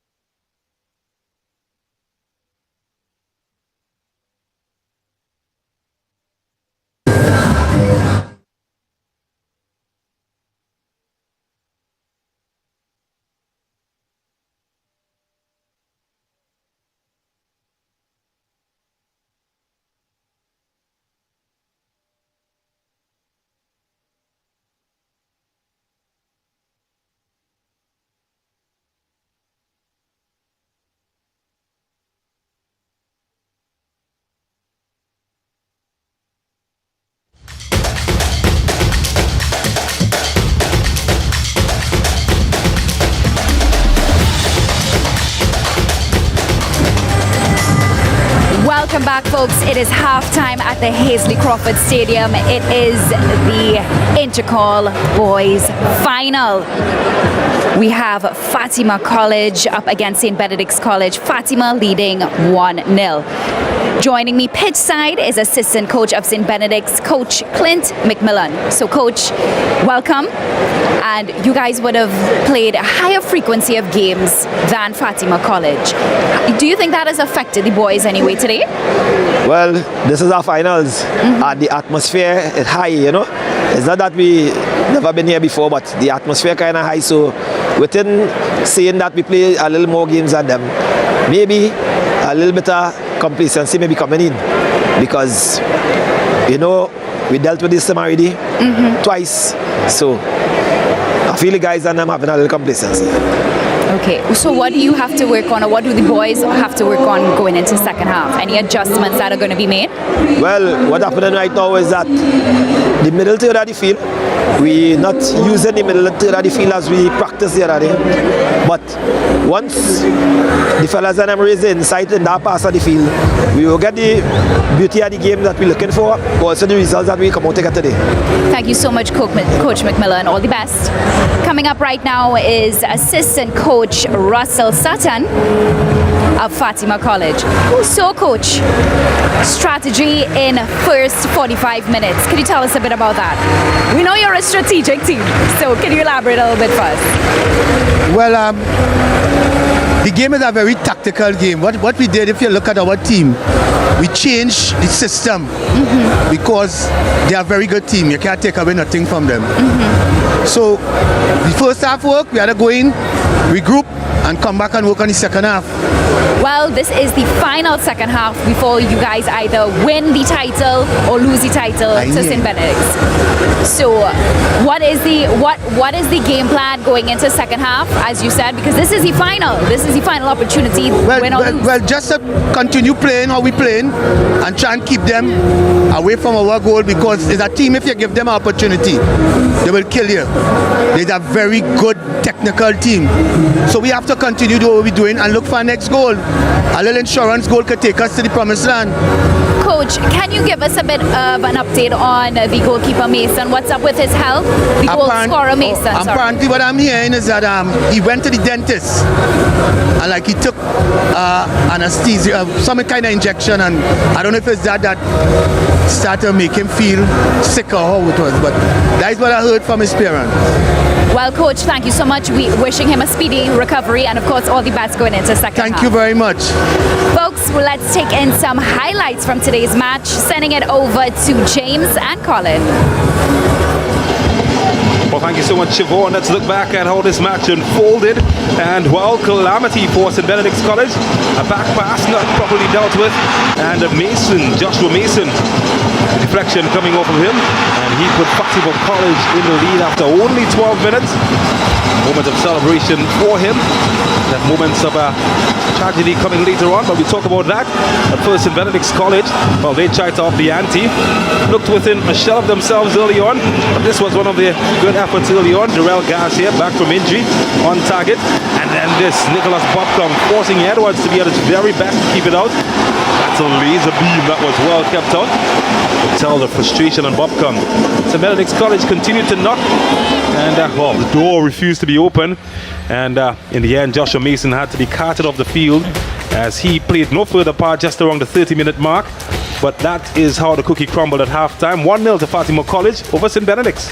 Yeah, and the shots there, 8 shots coming from St. Benedict's, 3 from Fatima, shots on target, 5 from Benedict's, just 1 from Fatima, 4 fouls for Benedict's, 5 for Fatima, 1 yellow card for the St. Benedict's player Alexander, no red cards, 2 offsides Fatima, 2 corners to 3 Fatima in favor of St. Benedict's, saves, 5 saves from the Fatima custodian, and the possession, let's look at that, 56% for Fatima, 44% for St. Benedict's. Let's go down to Hans and see who he's got with him. Thank you very much, Colin. Thank you very much, James. Joined on the pitch by Maritza Balak of Coca-Cola. Listen, we've seen some of the biggest crowds that we've seen in a while for Coca-Cola's Intercol. So let's talk about Coca-Cola's support of the Intercol competition over so many years. Yeah, thanks, Hans. So Coca-Cola, as you know, because you've been a part of this with us for a long time, has been a title sponsor of the Coca-Cola Intercol for over, possibly I don't have my numbers, but more than 20 years. Yeah. You guys put me on the spot today, but yeah, so I mean, this crowd at the Hazy Crawford Stadium tonight with Fatima and Benedict is it makes me very proud, because football is a part of the passion of the Coca-Cola brand, and to see people enjoying their football and then supporting their teams, it's amazing. So it's really good to still see this level of interaction here. Well, we know Coca-Cola is a big supporter of football, especially when it comes to the World Cup as well. So what are some of the activities that Coca Coca-Cola has coming up? Yeah, well, the World Cup fever is on. Our campaign is Believing is Magic. Obviously, just believing and backing your side. We have FIFA World Cup pop-up viewings happening. We will be at Movie Town, Port of Spain and C3 San Fernando next week for the 2 semi-finals days. Lots of games, giveaways. We have in-store promotions where you can get all your FIFA World Cup gear. And on the finals day, Sunday 18th, we're partnering with Wild Goose Entertainment, Strictly FX, to do a tailgate at Pier 2. A whole day of activities, games, of course the game, the match, and lots of other activities with the final viewing party. Well, these are the finals of the Coca-Cola Intercol. The young men plenty, the boys Intercol, all right? So let us know some of the activities and promotions we have going on here at the Hasely Crawford Stadium. Also, we have an amazing game zone outside, a huge rhythm section. Not that we need a rhythm section because both teams brought their rhythm section as always. We have a halftime performance by the Junior Soca Monarch. We have door prizes, so iPads, iPads, iPhones, and PS5s are giving away today. Of course, you know, and then just a lot of Coca-Cola magic. Coca-Cola magic. Believe the magic with Coca-Cola. And Coca-Cola is also supporting sustainability. Yes. Here's a reminder. So here's how we use recycled plastic bottles to make our special edition Coca-Cola Intercol football jerseys. First of all, the plastic bottles are collected and packed at the recycling center before being shipped to the processing factory. Next, the plastic bottles are melted into white round balls. These plastic balls are then crushed and spun through a nozzle that creates yarn. The yarns are used to weave a polyester fabric.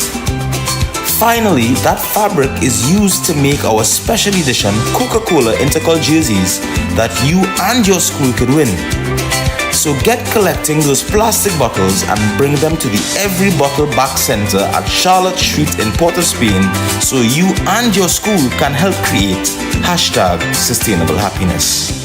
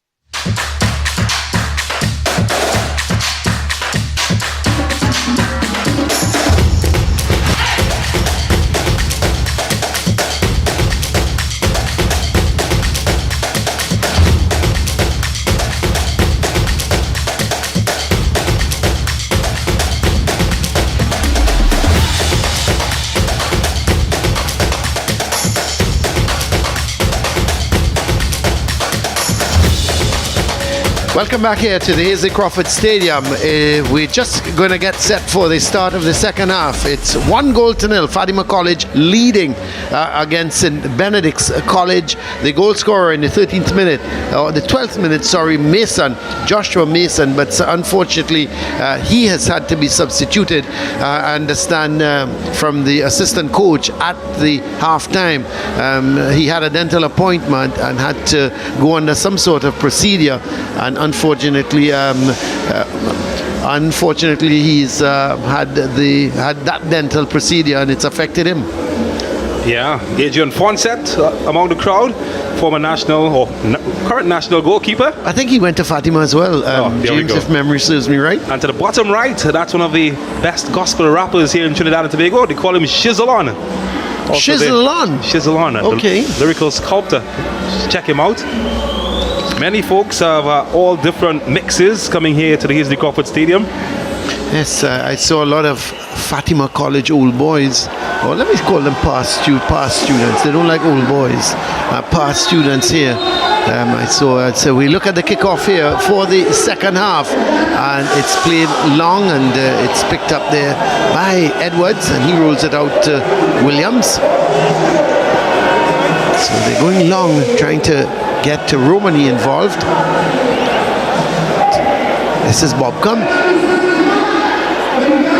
Morian making that run is Ochoa, but it's won back here by Nunes. This is the Gans. Williams. So Fatima starting lively in the second half, and Williams looking to find it, thread it through to the Gans, couldn't quite do it, and it's going to be a throw for Fatima. So they've started pretty lively. James coming down in the first minute of the second half, putting St. Benedict's defenders under some pressure. Well, they've certainly changed their attitude. We saw Hospitalis making that run into the area. And we hardly saw him going forward in the first half, didn't we? But here comes Bobcom. Still Bobcom. This is a good run. And that's a good tackle from Nunes. And he plays a ball trying to get it through to Romani, who didn't collect it. And you could see Nunes very upset because he thought he pushed it into the path of Romani for him to just run onto it. But it's always interesting when the players of the style of Bobcom gets onto that ball, and you just always feel that something exciting is going to happen when Bobcom picks it up, when Niles picks it up, when Tarek Lee picks it up. And you always feel that something exciting is going to happen. We see Hospitalis getting some treatment there. He seems to be okay, thinking that there may have been something dislocated or broken. Let's hope it's neither of the two, and it's just a blow to the hand. Very acrobatic there from Morris.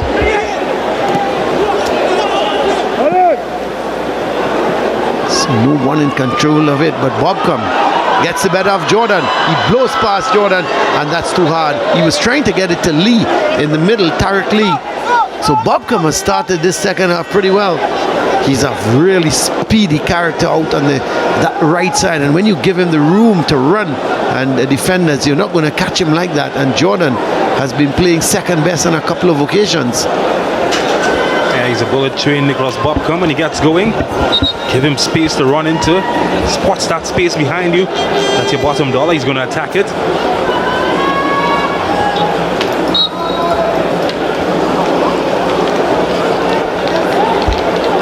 That this second half will see a push from St. Benedict's College. I would think so. They would want to get back into this game, and the longer Fatima can keep it at 1-0, it's the more frustrated St. Benedict's are going to get. And then they will have to make some decisions. It's early days yet, but the longer this game stays 1-0, St. Benedict's will have to look at making some changes, pushing other players forward. And, but the thing is, you've got 5 of the best offensive players here. You've got from one side Niles, the next side Bobcom, and then you've got Garcia, Lee, and Ochoa. Who do you replace from that 5? But here is a long ball, searching ball there. And Williams couldn't control it. And it's going to be a throw for Fatima.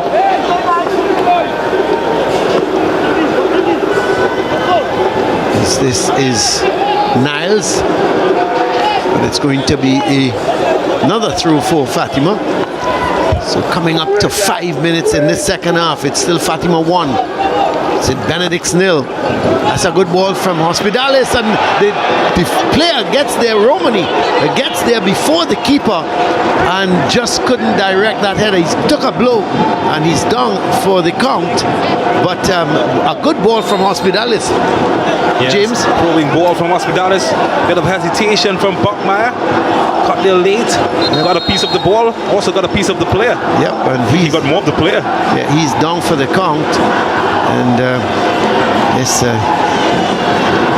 he took a blow. He did take a blow. I tell you though, James, that ball could have easily snuck into the back of the net. Yeah, never had a chance to back turn to the goalkeeper. Wasn't aware from whence Buckmeyer came. And ask any professional boxer, loft to the head. Well, it's not the nicest feeling ever. I saw recently there's a news article where, speaking of boxers, Dana White, the UFC fighter, says that football or soccer has the most untalented players in the world. I tell you, he's getting a lot of stick for that right now on social media. Well, I would expect so. Football has the most untalented players in the world. Yeah, use the word soccer. That's where he lost me. Yeah, well, maybe soccer, not football. But no, it's that. I mean, I can't even respond to a comment like that. Obviously, he doesn't look at the game. Yeah, he called it the least talented sport in it. What unbelievable. A thing. Must not have been watching the COCA-COLA INTERCOL final. Well, I made a comment when I saw the penalty kicks from Japan, James. I said that Trinity East and Fatima, their penalty kickers were better than the Japanese players. And then Spain came along, and I thought, Lord, Trinity East and Fatima, when they kicked their penalty shootout, were better than Spain as well. Unbelievable that players of that quality and that caliber, they look so poor in kicking penalties. No, that's nice. Well, here is Bailey, Atong, Bailey. So Fatima keeping possession, Hospitalis, and that's too long. It's going to go all the way to the goalkeeper. So the game has picked up slightly in the second half because St. Benedict starting to come forward a lot more, and once they do that, they're going to leave some gaps for Fatima players to exploit. Coming back to your earlier point though, about the policy of penalty, something called pressure, Colin Murray, and I think that something that you feel in finals such as this as well. Pressure situation, pressure cooker. Yeah, but kicks from the penalty mark in a game as important like this is a good effort, and it goes just wide. Richarlison, is that you? Well, no, it's a young gentleman by the name of Kaiba Romani. Oh, what a goal that would have been. Set himself nicely, mounted his bike, and Buckmeyer there. Tell you what. Struggling, wasn't he? Yeah, had nightmares, not much nightmares worse than that one. This is Atong, Hospitalis. This could be another chance here, and headed away in time by Dimas. So it's going to be a right-sided corner. So all of a sudden, again, we see some dangerous cross balls coming from this man, Hospitalis. And you made mention, James, in the first half, he wasn't going forward as much. In the second half, we've been playing for just about 9 minutes, 8-9 minutes now, and he seems to have gone forward much more in this early in the second half. Well, here's the corner. And St. Benedict's is going to come away with it. That's not a bad ball, Tarek Lee, but out comes Edwards. So he spotted the danger early. Too straight as well. Yeah.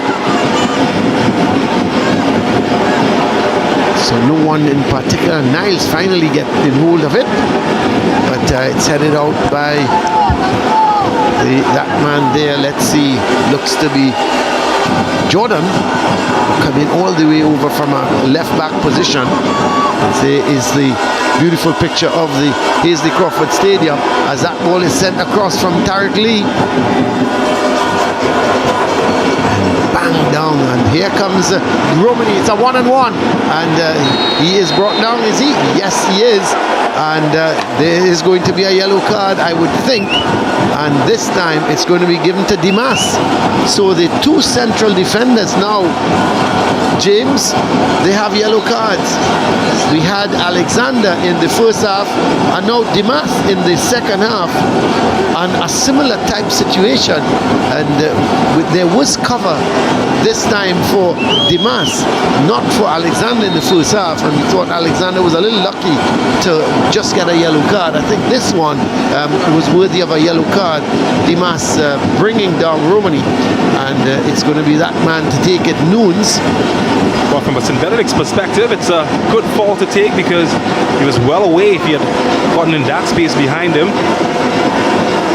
From the other perspective, you might feel that it's another perhaps clear goal scoring opportunity, maybe not as clear as the first one. Yeah, we'll have to have a look at it again. I think there was cover for Dimas, but we're going to just have a look at that. So there is the confirmation of the yellow card. Joshua Dimas goes into so both central defenders now for St. Benedict's are in the yellow card, are being yellow carded. So the free kick is going to be taken by Nunes. No doubt he's going to look to maybe put it into the box. I don't think he's going to go to goal from this range, but you never can tell with this young man. No, he chips it into the box. The heads go up, and eventually it's going to be cleared away. But one would have thought that we would have seen a much more powerful header from Williams. And there is Williams, but he's not going to keep that in. It's going to be a goal kick for St. Benedict's. Yeah, well, cool defending at the back from St. Benedict's College in a high-pressure situation. Again, we see Fatima College really pushing up, like we saw in the first half, pressing high up the pitch in the first 15 minutes. I expect more of the same that we're seeing here from Fatima College, forcing turnovers from the St. Benedict's players in dangerous areas. So far, it's worked. Well, we see another St. Benedict's player down. They're not sure who is that at the moment. It could be Morian. No, Morian is coming to stand over the player. And it looks to be Alexander. It is Alexander. There's El Presidente and the Minister of Education, Ryan Gatsby-Dolly.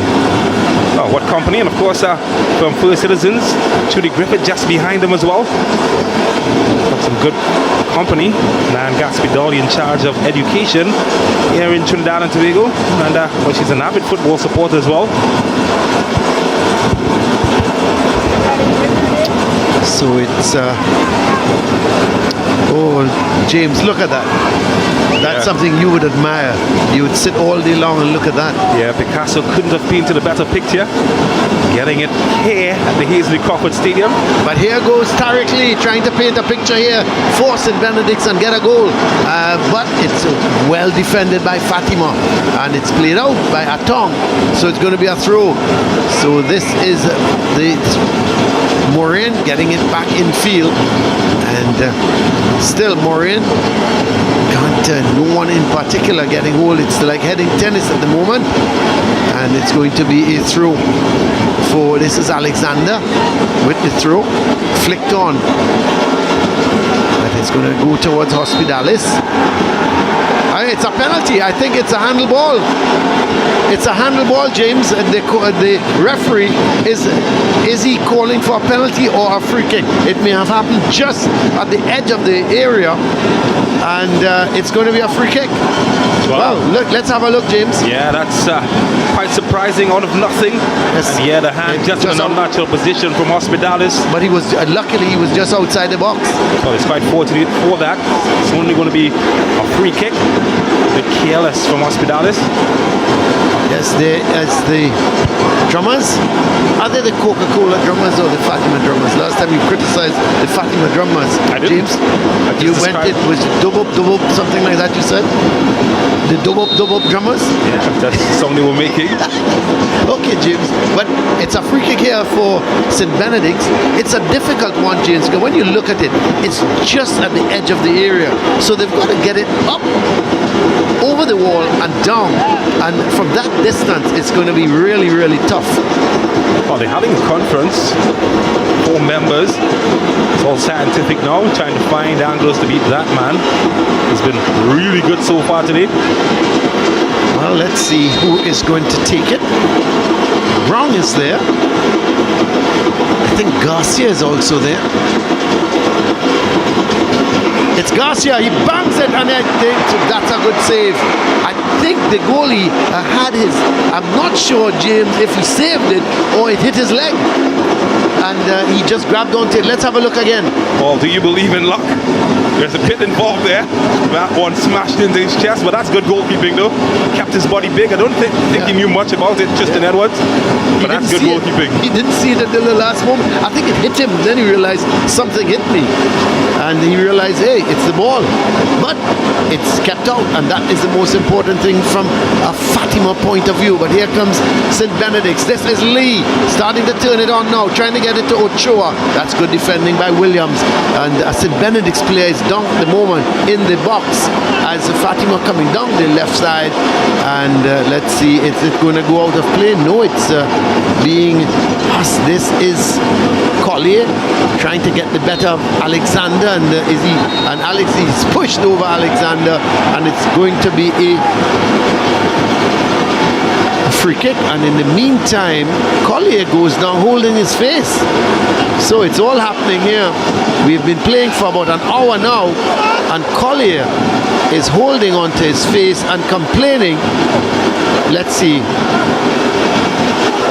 Well, he might be complaining of an elbow. Whoa! Yep. If anybody sees that, if the assistant referee or the referee seen that, that's a shower. Alexander would have been in trouble. Well, he'd have been off the field. Yeah. That's a straight red card. And Kate Collier is protesting that he was elbowed. Where is the VAR, James? Assistant referee might have spotted it. I think it is Ian Ziroshad, who's on that side. But it's a good chance for a change though for St. Benedict's College. As you can see, Jaden Grant, a striker, has been introduced. But I think he's a lucky boy though. Yeah, he is. That was very, very naughty of Alexander. And really and truly, had the referee seen it, or the assistant referee, he would have been, you're right, he would have been in the showers. Well, he gets away with that. Well, look who's standing over it. It's the goalkeeper Bachmeier, who quite wisely decides to leave it to Alexander.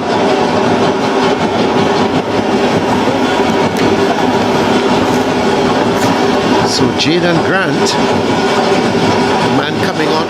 We haven't seen Niles very, very much in the game. He a couple runs in the first half, but hasn't really featured very much. So in a way, I'm not surprised. But you always think that these guys, the awesome five they have going forward, would always somehow turn on the magic. But Niles hasn't really been at his best today, and so in a way, I'm not surprised. We see another St.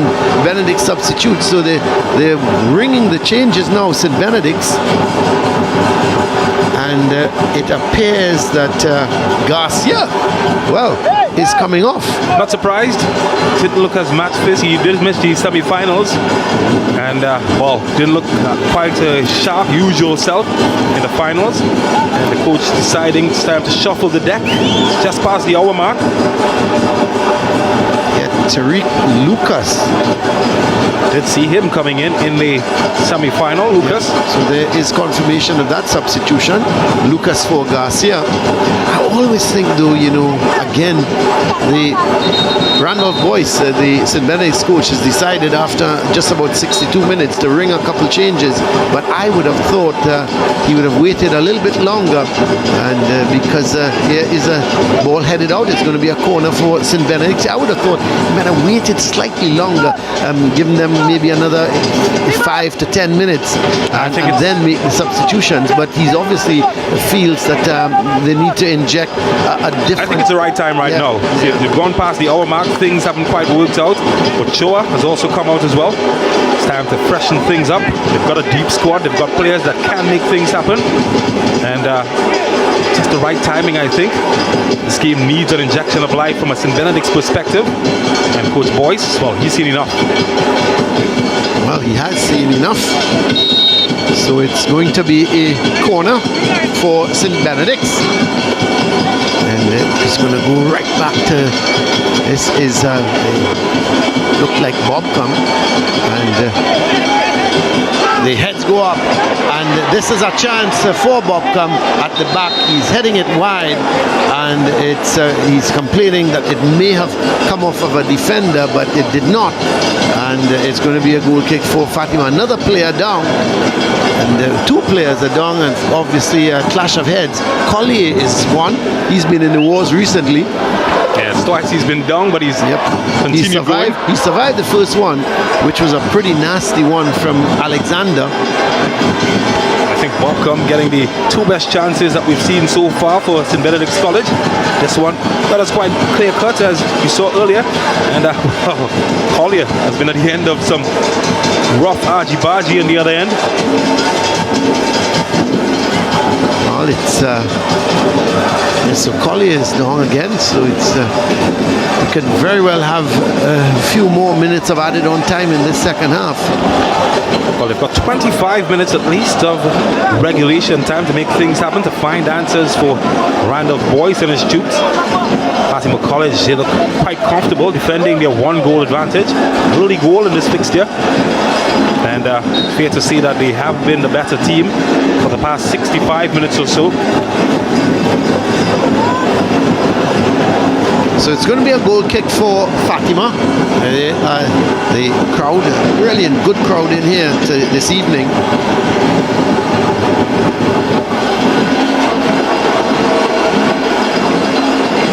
Hospital is heading it off, but it's picked up by this is the St. Benedict's looking to go forward with it, and it's cleared away. Morris can't get it as the ball is played towards Romani, and it's going to be a throw for Fatima.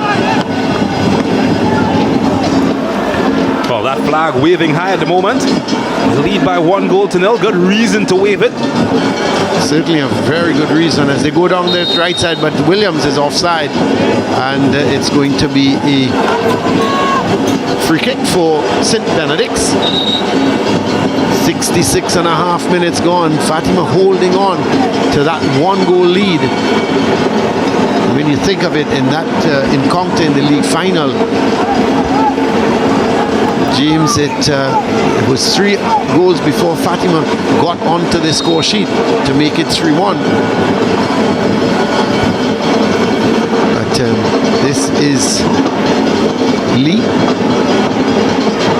Is it Bobcom who's come over to the left side now? And let's see, is the referee giving a free kick, or is it going to be a corner? It seems to be a corner, and for St. Benedict's, or is it a throw? Well, Bobcom is leaving it, and Morris is coming forward to take the throw. Sends it into the box, and the heads go up. Finally, it's cleared away, but it rebounds to Tariq Lee. He's turning, twisting with it. It's still Lee, and he's working his way, his magic, trying to get through a packed Fatima defense. And eventually, it's going to be cleared downfield. But this is the Gans trying to get possession, not able to.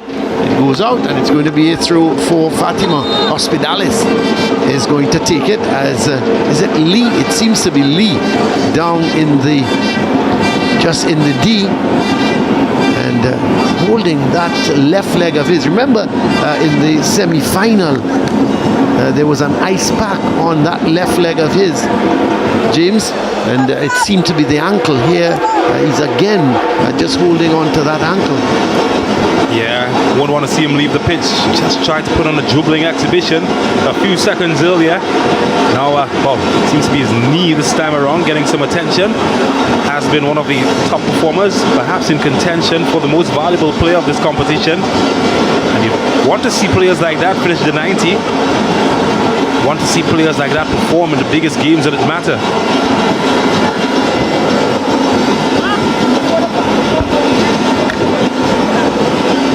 Must have been looking at Brazil because he certainly had the nifty feet. Samba moves. But look at the amount of yellow shirts around him. James, there were 4 or 5 yellow shirts around him, and he was dancing with the ball, just trying to create that little bit of an opening for a shot. Well, they're here enjoying the action, and well, the Fatima supporters, they'll be quite happy. They'll lead at the moment. This is Williams. Does well. And, going to be, actually it's not Williams, it's let's see, it's Romani, the man in a striking position today. He normally plays in the midfield. Oh, this is a long range shot, but it goes. Or Buckmeyer is not having the best of games today, is he? A long shot, an easy hole for him. No, I don't know. He's giving the impression that he figured that ball was already over the line. But the assistant referee is not seeing that, and he's pointed towards a corner. Yeah, not the most convincing save from Buckmeyer. Yes, grateful that it didn't go through his legs when he was in front of the 22-yard sticks. That's right. Here's Collier with the corner, and it's cleared up field. So St. Benedict's trying to mount a counter-attack, but this is Collier again. Cleared away. Bobcom to Lee. This is promising for St. Benedict's. Lee looks to send it. Oh, that's too hard. He was looking to push it through to Bobcom. You can see he just held his face and saying to himself, well, that was awful. And it was, because he did all the hard work trying to push it through to Bobcom. And, well, Bobcom didn't even bother to try to run it down. It was hit so far ahead of him. Yeah, Usain Bolt will have struggled to get that as well. Got the right weight on the ball. Something that we often see at youth level. Players still learning mastery of the passes, finding the right weight. That's what really makes the world-class players stand out. This looks like Ochoa, and he's being hustled there, and it goes out. It's going to be a throw for St. Benedict's. So there is Ochoa. Looks exhausted at the moment. It's been a long season for these guys, and this is Bobcom, but Hospitalis is there with him. Still gets a possession and trying to get it in field. They cleared it down, but Morris picks it up, trying to play it over towards Lee, and it's missed by Jordan. And Lee playing it in. This is Morian, and no one is picking that up, and Ochoa is going to try and keep it in. And let's see, it's going to be a throw for Fatima, is it? Yes, it is. And Collier coming all the way back to assist his defenders. So Hospitalis with the throw. 72 minutes gone. Fatima leading still by that 1 goal. They're holding on to that since the 12th minute.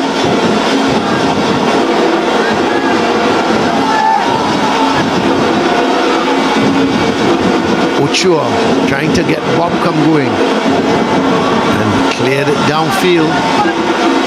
Morian comes off of his chest, and Tariq Lee can't keep it in. I think we've seen just under 73 minutes of action so far. And while Fatima will lead by 1-0, I think it's fair to say Colin Murray hasn't been the most attractive final that most fans would have hoped for. Yeah, I think both these teams know they can play much better. And it's been in that type of game, very cagey affair. Here's a shot, and this time Buckmeyer gets behind it. Yeah, it's been a pretty cagey affair at times. I think in the second half, St. Benedict's have opened up a little bit more, trying to get the equalizer. And Fatima has been, I think they've managed the game well. They've been tight at the back. They haven't given the St. Benedict's players much room. But here is Tariq Lee. He is the danger. And let's see, it's going to be a free kick. Well, the question is, where did he get him? Yep, I think it's just outside the box. Again, actually, it wasn't Tariq Lee. There's Tariq Lee now. I think it was Jaden Grant, was it? Let's just have a look. Yeah, that's a good tackle. I think that was a better tackle than the linesman or the referee's assistant give credit for. Yeah, I think it was Jaden Grant who was brought down. Or ball, you call those. They'll have to defend a free kick though. Yep, they will have to. And everybody, every yellow shirt is back in the box. St. Benedict's looking for the equalizer. The heads go up and it's going to be cleared downfield. This is Dimas. Headed towards the goal, and Edwards as well. Well, it was inventive. Didn't get the job done, but it did get some cheers from the supporters who appreciated the effort. It's a worried look on Coach Boyce's face. James, he looks a worried man, doesn't he?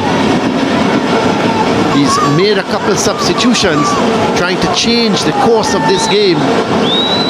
But Fatima holding firm, coming up to 75 minutes. We are in the final 15 minutes of this game. This time it's Lee coming in field with it. Oh, this is Tariq Lee. He's pushed it too far ahead of him. The rebound comes to Lee, and then finally it's going to be cleared away. Chose to go for the wrong foot, did he? Had it on his right foot, preferred to turn to try to get it on his left, and just the wrong decision. The defender getting ahead of him. So Fatima defending now for all they're worth. It's a right-sided corner. But let's have a look at that. Well, it felt kindly for him, taking the deflection of the defender. Yeah, should have had it there with the right. Tried to let it run across his body to the left. I think it was Bailey back there, but here's the corner. The heads go up again. No real firm header at the Fatima's goal. And nearly they're giving it away. Roman is charging after it. But it's Collier. Morian does well. And a foul committed. I think we're really seeing Lee coming to life in the last 10 minutes or so. He's been pretty lively. This is Dimas. Looking to find the man wide. It looks like Lee. And coming across is Jordan. Doing very well indeed. And it was the man coming in there was Lucas, Tyreek Lucas, not Lee. Just think Lee's all over the field now.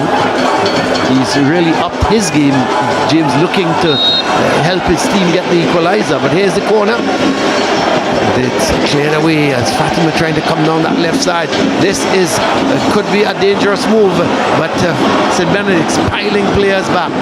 And this is the ball played. Is it going to be a free kick? It is a free kick for Fatima in a pretty good position, just about 20 meters out. 76 minutes have gone. We're coming up to the 77th minute. A booking here for the number 4 player. Maureen. Well, that's a good foul to give away because he was away and through it. He had gotten through there. Was coming through the middle. Had to take a foul, take one for the team, and interrupted the momentum of the team in yellow. Fatima. So 3 of the St. Benedict's defenders now with yellow cards. Morian, Alexander and Dimas. Oh, some familiar faces. He's outside, the Viking ding dong. And of course, He's got a good DJ friend next to him as well. He's performing after the game, apparently, James. Wow. Are you going to be dancing? We're going to be outside as well. Everybody's outside. We're performing as well, James? Nobody informed me. I'm just going to be dancing. You can sing. Okay, James, I hear you. But coming up to 78 minutes here, Fatima, they still lead 1-0. That goal coming in the 12th minute from Joshua Mason. And I made mention earlier, his brother Jonathan Mason plays under 14 for Fatima and has 19 goals for the season. Fatima being crowned under 14 champions, beating Signal Hill by 5-2. So they're having a good season. There's some of the younger ones watching the game. And when I say younger ones, I mean teenagers. It looks like just teenagers. Hard to guess these days. Yeah, it's very true. I look like 16. Look at you, James. Yeah, I still look like 16. Yeah, a free kick for Fatima. Most likely Nunes is going to hit it. Got a wonderful left foot, I keep saying. Williams is also there as well, Jaden Williams. No, he's giving it to Williams, and that's not a good one. It was high over the bar. It was well worked, but it took a deflection actually. So took a deflection and went high over the bars. So it's going to be a corner for Fatima. Just 11 minutes left for Fatima to be crowned COCA-COLA National INTERCOL champions. We see another substitution for St. Benedict's. Fatima College also looking to make some changes of their own. Two changes perhaps, in fact. Arthurton maybe coming in to shore things up. Yes, at the back. And Nicholas Bobcom has seen the end of his evening as well, St. Benedict's College. So Bobcom is off.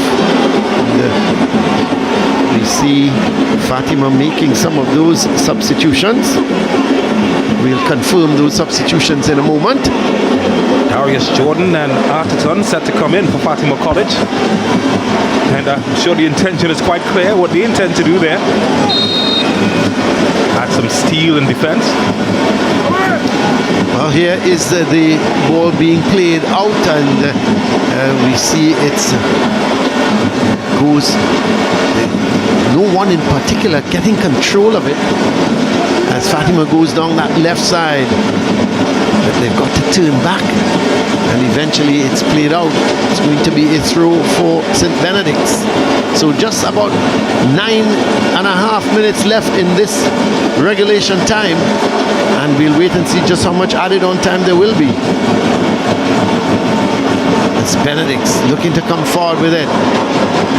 And is he brought down? Let's wait and see if there will be a free kick or a corner. It's come off of the Fatima defender, and there was that man Grant looking to go through, and strong tackle. There are the COCA-COLA girls having a ball. We just sense it's now or never for St. Benedict's College. Fatima College look quite comfortable defending. Speaking of defending, he's defended quite well, Jaden Williams. He hasn't defended his boots staying on his feet.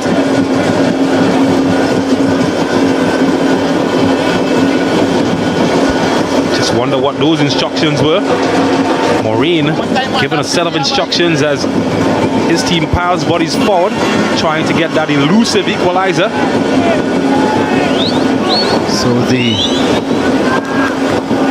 it looks like is it Tyreek Lucas is going to take the kick. They've been going all afternoon, the Fatima drummers. Some of the Fatima supporters. Oh, they look quite tense, they know. Yes, they do, don't they? The match is not over until 90 minutes. That's right. And I think we're going to have we're going to have quite a few minutes of added on time. But here is the right-sided corner for St. Benedict's. 3, 6, 7 green shirts in the box. It goes here, the head's going to go up, and no one really is getting. Luckily, it comes off the head of a Fatima defender and goes all the way back to his goalkeeper, who's looking to start things going down that left side. Shaves has come on, so we expect to see him putting some pressure on the St. Benedict's defenders because he's a real hustler, isn't he? And it's as that proved there, he was hustling the defender, and that was Morris who took it over the line, and Fatima gained a throw. So there is the substitution. Shaves on for Williams, and that ball came right across, agonizingly across the face of the goal, and no one from Fatima was able to get a handle onto it. And I think Shaves, who we just saw, came in. A great move of the ball. Quite surprised that he was not in the starting 11 today. But his job will be to exploit the lack of numbers at the back for St. Benedict's College as they push numbers forward, trying to get goals. Malachi Webb has come on, and well, they're making more changes again, and I think it's their talisman, which just come off. Choa. So here is Fatima in control of the ball with Bailey. Sets it down there looking for Romani. Collier, and a little bit of a tussle with Dimas. I think Dimas has taken it over the line, and it's going to be a throw for Fatima. Yeah, frustration visible. We are just about 6 minutes away for the final whistle. But as you look at it, Fatima's still holding on to that 1-goal lead.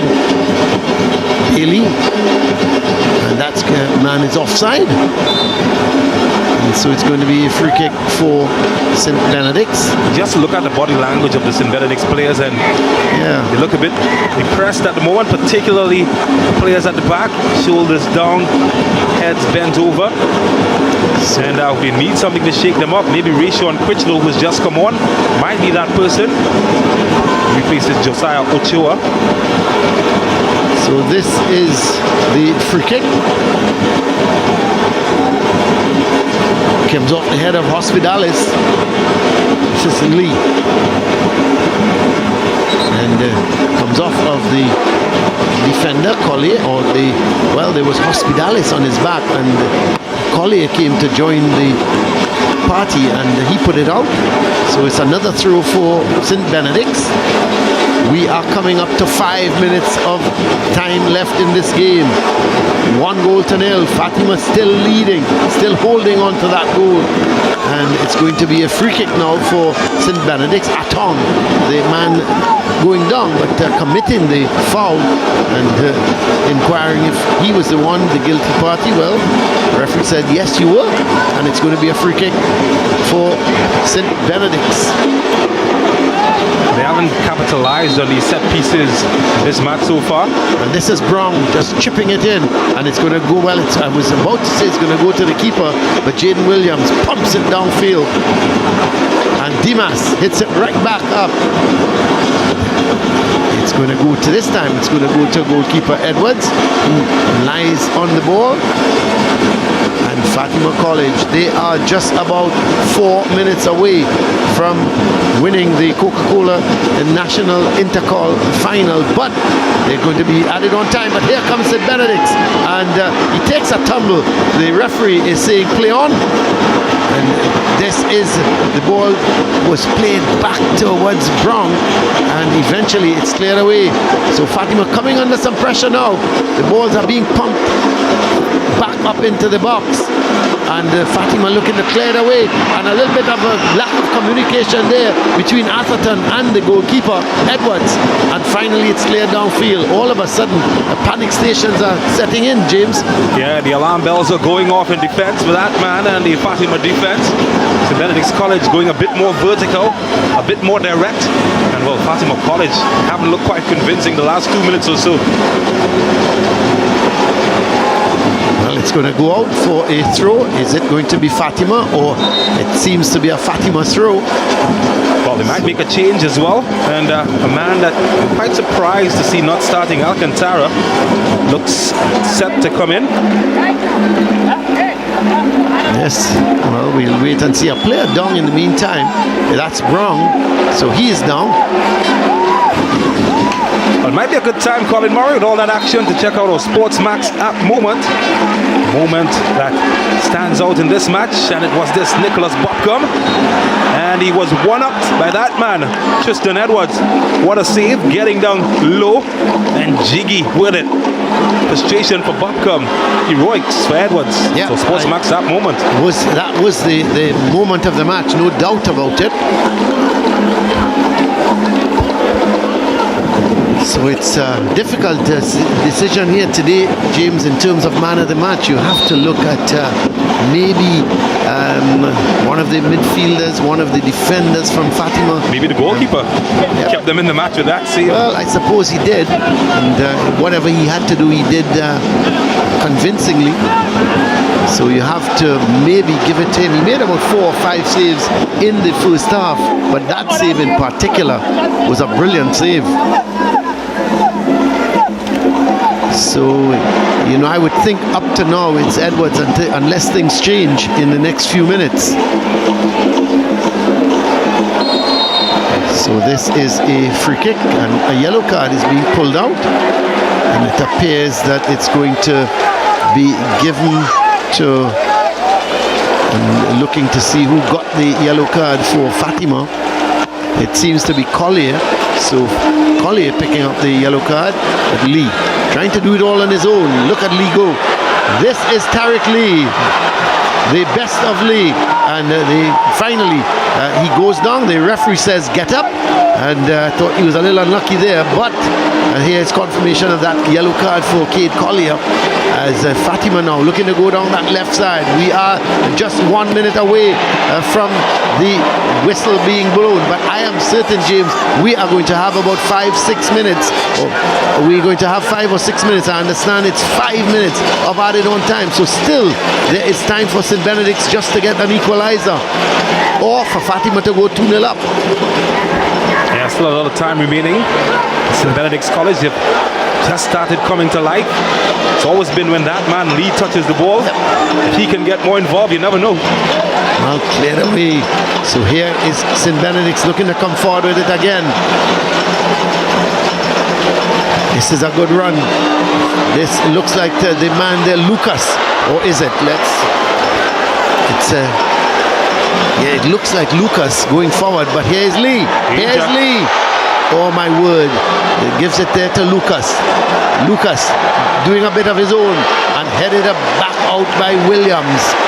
I thought Williams has also had a pretty good game defensively for Fatima. There is Williams again clearing it. I thought he's had a good game for Fatima, James. Certainly has. So we have 5 minutes. We are into the 5 minutes of added on time. Can Fatima hold on? So St. Benedict's looking to come forward, but Fatima winning. They need just to hold possession. This is Atong, and this could be problems here. It's Fatima on that, moving forward with it, and it's won back by St. Benedict's, cleared up field. Yeah, a bit disappointing. Alexander looked dead in the water.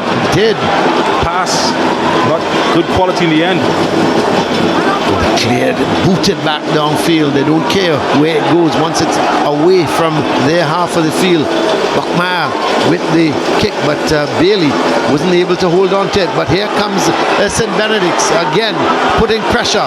The ball is wide. This is Webb, and sends it across.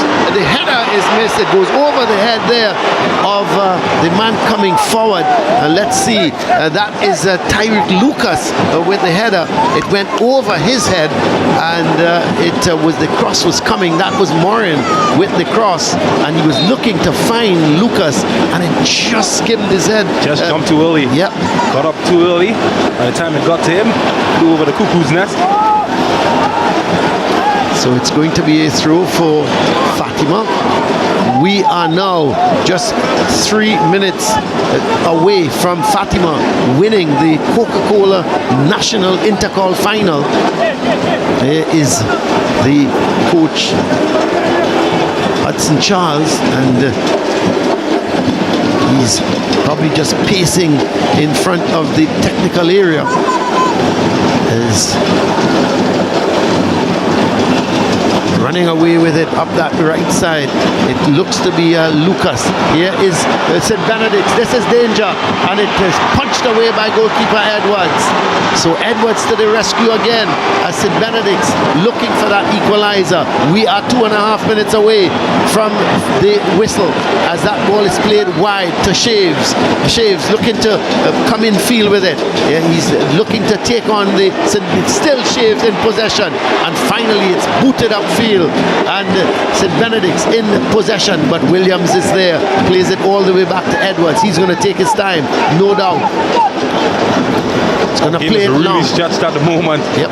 Open season on both sides of the field. Fatima still holding on, looking to add an insurance as well. That's going to be a free kick for Fatima. There is Shaves being brought down. That's what he does so well, Shaves. He's a mover. Well. Yeah, he shields the ball nicely, doesn't he? Look at the Benedict's defense. They look a bit winded, look heavy leg, and wow. That was wrong there. The man just trying to get a wrong Shaves to get the ball, and he was shielding it nicely. Sends that ball in towards the man going up for the header. Looked to be Romani, and he wasn't getting there in time. So St. Benedict's, this could very well be their last attack because we're just a minute away now. So they need to get possession of the ball. But Fatima they have other ideas. They're piling the players back. And this is going to be Williams, and he bangs that into the crowd. And I just love Williams. He's enjoying this contest. He is, isn't he? Well, it's sent back. This is the head's going to go up again. They're appealing for a handle ball, but the referee is having none of it. And St. Benedict's going up that right side again. And let's see, they've won a corner. So Williams, I think Williams could be making a strong statement for being one of the man of the match. Yeah, I tell you, he has had a really good game as well, Jaden Williams. Let's have a look at this corner, James. And now or never. Yep, it's now or never. And it's going to be, the keeper is going up, he's lost it, and it's yet another corner. So we are running out of time here for St. Benedict's. This could be the final hurrah. They need to pile everybody forward, and everybody but the St. Benedict's goalkeeper is in the box. Here the corner comes, and it's headed away. This is the shot. It's going to be cleared away. I would think it's Jaden Williams, the man of the match, and there it is. I would give it to Jaden Williams. I thought he's had a cracking game in defense for Fatima. Yes, Tristan Edwards did well. There's no doubt about it. But I think he was protected more than one occasion by Jaden Williams. Fatima College, they have won the COCA-COLA National Intercol final by 1-0. You have to say it was a very difficult. There is Buckmeyer. He is absolutely going berserk because he knows it's unfortunate the mistake he made, James, that has caused Fatima to win this game. But you know what? They had 78 minutes to try and get back into the game, and you can't. Okay, the keeper made a mistake, but you can't fault him. He's human, and he was the man they got. Why they got into this quarterfinals when he saved them a few penalty kicks against Presentation. So some days that's how the cookie crumbles. You know, he made a mistake, and you can't crucify him for that. Yes, Fatima were able to hold on to that one goal, but you know that's how it goes. There is the crowd, some of the Fatima supporters, and St. Benedict's finally they've tasted defeat. And kudos to Fatima, they played well. I agree that I think Jaden Williams is the man of the match because he protected his goalkeeper. He was here, there, he was everywhere, and he put in some really good tackles. And you know, I have no hesitation, James, in naming him the man of the match. I want to say revenge is a dish best served cold, and Fatima College, what a way to get revenge. On a stage when it mattered most, the COCA-COLA INTERCOL finals, getting the better of St. Benedict's College. A cruel twist of fate, a goalkeeping error, gifting them the opening goal, and the boys in green from Lara, Maine, well, they would be crying tears of sorrow. Well, it's a Fatima College, James, it's a tears of jubilation as they have done the business and they've gotten a one-up on their fierce rivals. Listen, they've won the league. You know, they have nothing to be ashamed of here. I think they gave it their all. They played 90 minutes plus 5 extra time, 5 added on minutes. They gave it their all. Nobody here can fault St. Benedict's for the effort. Let's have a look, James, at the highlights. Well, 90 minutes provided lots of theatrics, ups and downs. This was one of the down moments for St. Benedict's College. A back pass not sufficiently cleared, and well, a fortunate man, Joshua Mason, getting a first start this evening and getting the opening goal of the match. That put Fatima ahead 1-0 as early as the 12th minute.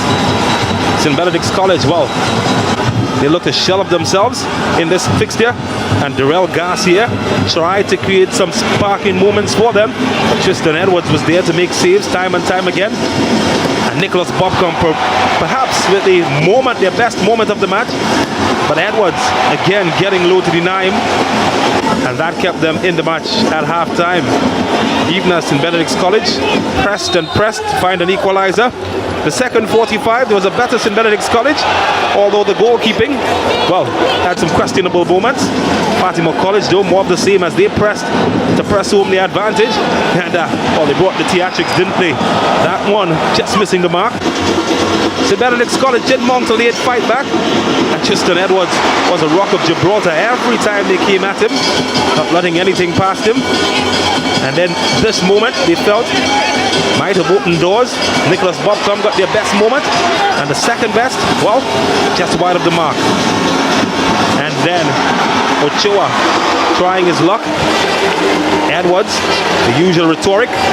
Fatima College did have moments to kill the game though, but Buckmeyer, he got low as well to keep it out, and in the end St. Benedict's College could not find answers at the end of 90 minutes, and it means that Fatima College will hold the trophy as INTERCOL champions. Well, let's have a look at the stats. 13 shots from St. Benedict's, 8 to Fatima, 9 on target from Benedict's, just 3 from Fatima, 10 fouls to 9, yellow cards, 3 to Benedict's, 1 to Fatima, no red cards, 3 offsides to Fatima, none for Benedict's, 9 corners to 5, and then saves, 9 from Tristan Edwards, 2 from Buckmeyer. The possession very much even, 51% to Fatima, 49% for St. Benedict's. So the stats really say that maybe St. Benedict's had slightly the better of the game in terms of the attacking prowess, but we always said that St. Benedict's offensively is always a dangerous side,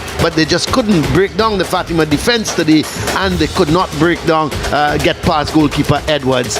So it's been a 1-0 victory, a hard-fought victory for Fatima College, but let's that's St. Benedict's team. They fought hard. Let's go down to Siobhan. She's got the man of the match with her. Thank you so much, Colin. Joining me pitchside here at the Hayes Crawford Stadium is our man of the match, Jaden Williams of Fatima College. First off, congratulations to you. Jaden, you guys got your revenge. You and your teammates got your revenge. The champions of this season's COCA-COLA INTERCOL. How are you feeling about today's win? I'm very excited. I'm very happy that the boys were able to stick it out and bring home the win. It's our first national INTERCOL since 2005, so it's great to bring back something to the North.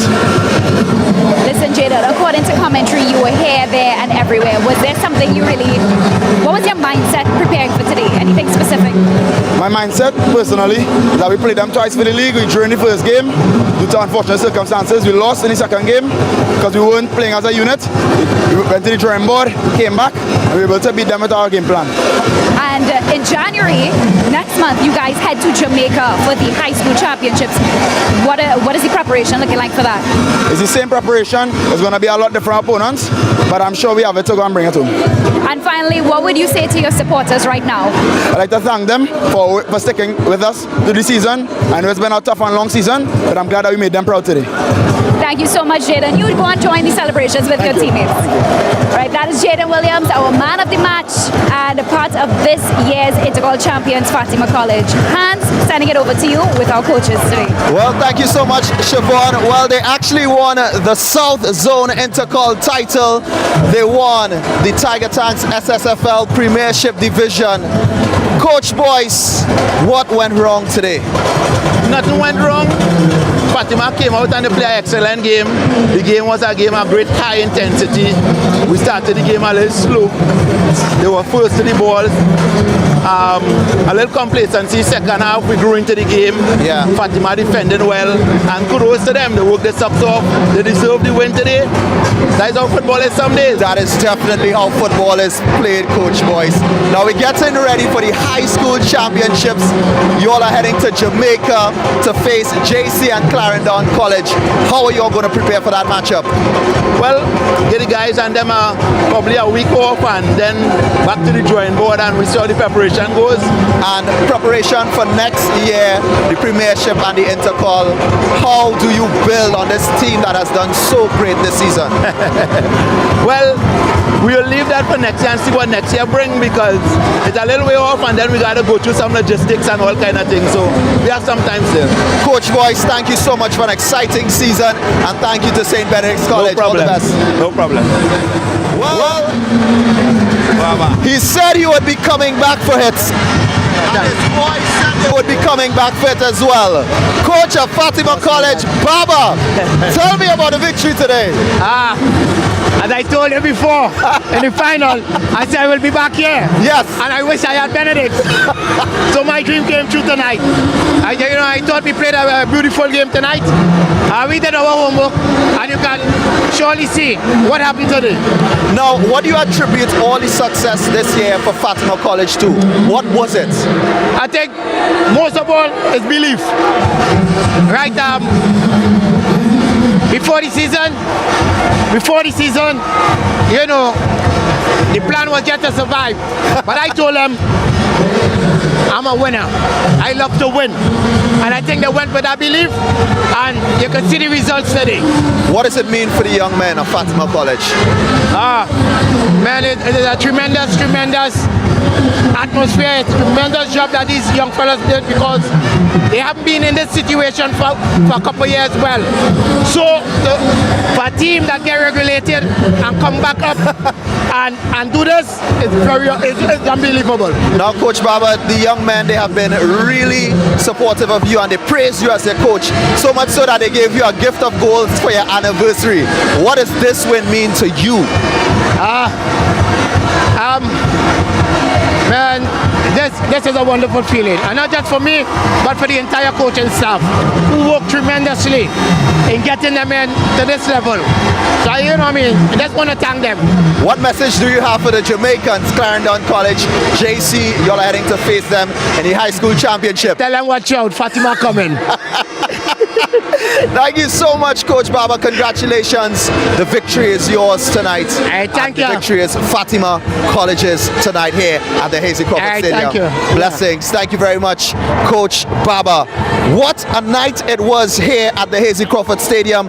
The boys of Fatima College definitely came out to showcase themselves, and they definitely showed up tonight. I mean, currently there's a performer on stage, but we really do have to praise the performance of the boys of Fatima College. And listen, St. Benedict's College, definitely they can celebrate their efforts tonight. They put in the work and it really paid off during the season. Unfortunately tonight, it just wasn't their night. But listen, James Saunders. James, what do you make of the game overall tonight? Yeah, it's a cruel one. One decided by a goalkeeping error, but one fully deserved by Fatima College, who I think undoubtedly deserved to be crowned winners there. They were better on the ball, they were better in possession, and they created some really good chances and opportunities and really denied all of the strengths of the St. Benedict's team. Well, for all the football supporters out there, there's a lot more coming up in terms of the Big Five. We're going to tell you about it, but let's talk a little bit about the girls intercol because tomorrow the semi-finals kick off. Now, James, what can we expect from that? Yeah, that's going to be very exciting. I think the girls have done a phenomenal job. We saw Pleasantville. They have been really good in this competition over the years. They're going to be coming up against Miracle Ministries. These teams have met before. This is a grudge match, and I expect that this will be the exciting fixture. While Five Rivers Secondary, a pretty much new name coming up against Holy Name Convent, who have been North Zone winners. So, it's a match that you can't really predict, and one that I expect that will be very exciting. Well, Fatima spoke about being moved up out of relegation, but we get ready for the Big Five, the girls' Big Five competition, the quarter-final. Pleasantville Secondary got it over Holy Name Convent, and the semi-finals Miracle Ministries lost to Pleasantville Secondary School, and the final plays next week Tuesday in Diego Martin with Pleasantville Secondary going up against Scarborough Secondary School. Now, when we look at the boys' Big Five, St. Mary's College has already qualified and they're moving forward. Arima North Secondary, they need to either draw or win against Superior West Secondary and Bishops High School Tobago. Well, they will really hope for Fatima to get that position because Superior West Secondary could move up in their game against Arima North Secondary School. Yeah, I think St. Mary's College, Kona Hislop, of course, our brother of Shaka Hislop and company, they've done a really good job with the St. Mary's team. It's a team that have done well in the competition. Arima North, we got a glimpse of them in the East Zone Intercol semi-finals. Yes. And they really showed that they've got them. They did show up. And they've won all their games so far. So with 3 games remaining, all they've got to do is a draw. So you expect that they will qualify. And Bishops out of Tobago doing well. What I'm quite intrigued by the fact that Superior, which is a South Zone team, you see them languishing near the bottom. While in the Premiership Division, we've seen South Zone teams really dominating. Interesting observation, James. Now, James, we are getting ready for the High School Championship Cup, where our teams, St. Benedict's College, Fatima College, they're going to head to Jamaica to play JC and Clarendon College. What do you expect from that encounter in particular? Well, I think it's a big opportunity for these boys to get an opportunity to test their mettle against some of the best teams in Jamaica. We look at the SportsMax app, we look on social media, there's a lot of rivalry. A lot of Jamaicans look at the Colleges League in Trinidad and Tobago, and vice versa. A lot of Trinidadians look at the Colleges League in Jamaica. Now it's the real deal. Everybody's excited to see who has the best school teams, and I know it's hard to call because I've looked at some of the teams in Jamaica and I say my word. So it's going to be an interesting contest. Honestly, I wonder what that flight is going to look like with St. Benedict's and Fatima after Fatima took the win today. Is it going to be awkward? Who knows? Well, honestly, I don't think it'll be awkward at all because Fatima College, they are celebrated, and St. Benedict's College definitely can still celebrate their season. I mean, South Zone champions and also winners of the Premiership. It really doesn't seem like a bad season, but they will cry tonight. Yeah, certainly. There will be some tears in the locker room. Every boy dreams of winning the double. They were unbeaten all season. One bad game in the final, but I think it's a deserved result. Both these teams have been very, very good this season, both Fatima College and St. Benedict's College. One has won one national title, the other another. And I think, as a neutral looking on, it's well deserved, and this is justice, I think. If it's one thing we could comment on for the viewers who aren't here, the energy and the vibes in the stadium right now, it's out the roof. The stadium is packed. The Viking Ding Dong is on the stage. Nyla Blackman is set to perform in a bit. What a way to end our Intercol season this year. Definitely electric environment here at the AC Crawford Stadium. But let's talk about Jamaica a little bit, because in Jamaica, Sabina Park was actually half full. So we see the crowds coming back out for high school and secondary school football. And of course, SportsMax, we've been there covering it, bringing all the action to the viewers around the Caribbean and around the world by extension. Yeah, and that's what I love about Jamaicans. They're so passionate about sport. We see it in track and field. We see it in football. They're always up for a party. The two biggest islands in the English-speaking Caribbean who enjoy a party culture. Jamaica, of course, with reggae and dancehall. Trinbago with soca, as you can see on your screen, Viking Ding Dong and company. So it's going to be a real sting, a clash between cultures, a friendly clash, a friendly rivalry. rivalry, and I'm looking forward to it. But James, you have been around the secondary schools football league for quite some time as a player and also as a commentator and just a person who loves sports. In terms of the crowds, what would you say about the increase in crowds in this year actually? Because over the years we've seen it kind of flailing just a little bit. Yeah, that's been a question that everybody's been trying to solve for a number of years. I think the pandemic played a big role in that. Being away from something, they say absence make the heart grow fonder, and I think the absence of sport has really increased the passion of the fans to come out and support. And I think these young men, while we have seen a disparity in some of the teams in terms of quality, what we have seen some really exciting football. We've seen some flair from some of the St. Benedict's players. We've seen some flair from the likes of James Fossin and company, and that has really excited the fans and brought them back out. So you think it's safe to say that everyone is looking forward to this revival of the Caribbean football competition in Jamaica? Everybody's looking forward to this. This is a clash. It's always something. I mean, we go back to the Caribbean, the Shell Caribbean Cup back in the day.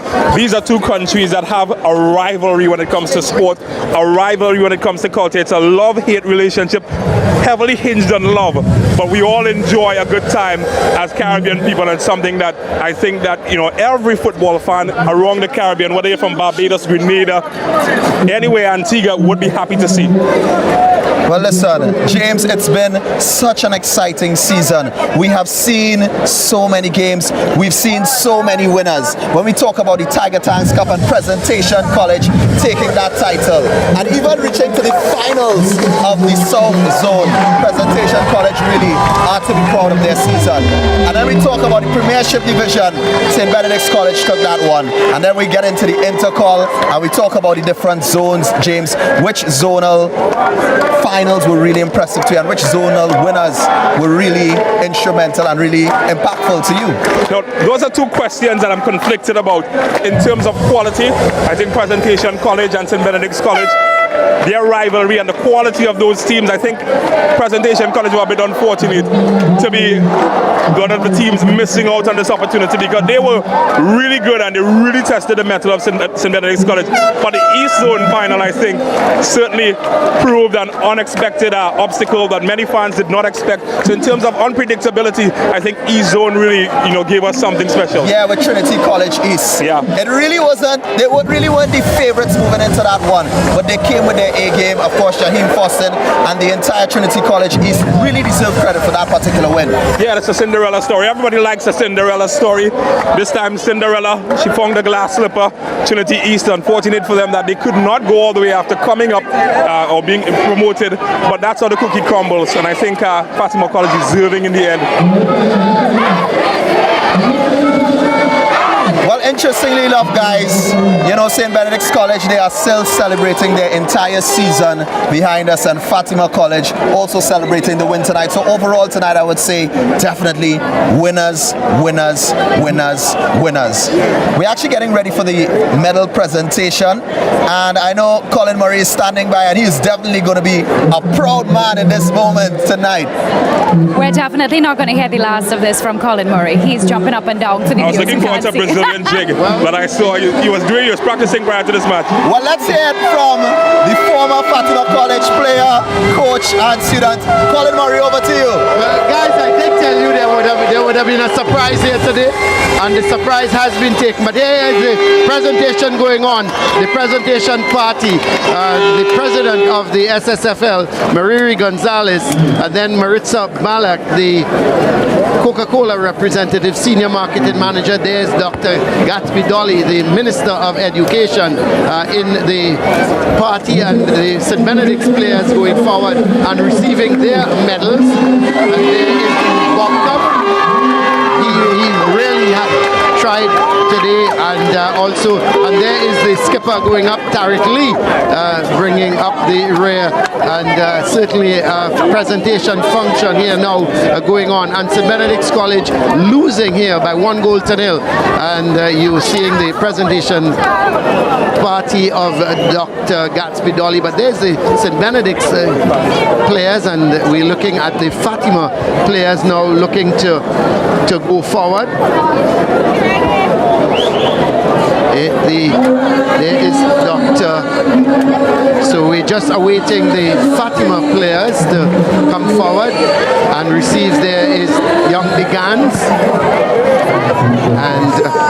will be coming forward to receive their medals as some of the crowd spilling over onto the field.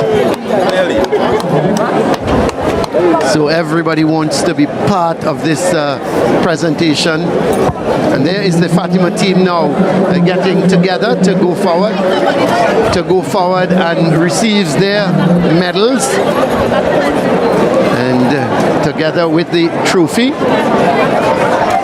So there is the Fatima players led by young Digans. You will expect the skipper will come up last. The goalkeeper. So here comes the COCA-COLA National Intercol champions going forward now to receive their medals. And the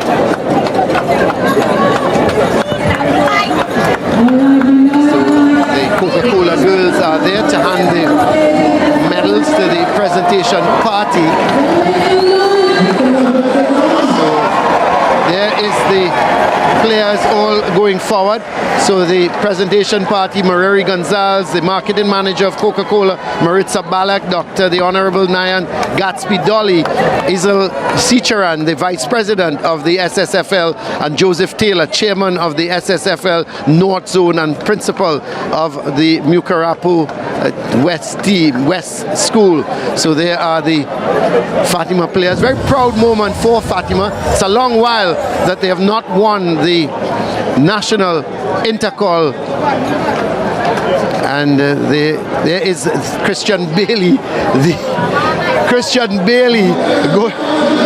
last man to come forward and receive the medal, and the technical staff of Fatima being cheered lustily by the Fatima supporters here. Of course, Coach Hudson Baba. There is Dr. Dolly and Mareri Gonzalez and Maritza Balak in picture. And there is the coaching staff. And I would expect Hudson Baba, Charles, he already received his medal. And it's going to be time for the actual trophy presentations. That beautiful Coca-Cola trophy will be presented shortly to Christian Bailey. And there is young Noons, Jaden Williams, the man of the match. And there is Jaden Williams receiving his medal, the man of the match. Certainly had a monster game in defense for Fatima. Real toss-up between him and Christian Edwards, the goalkeeper.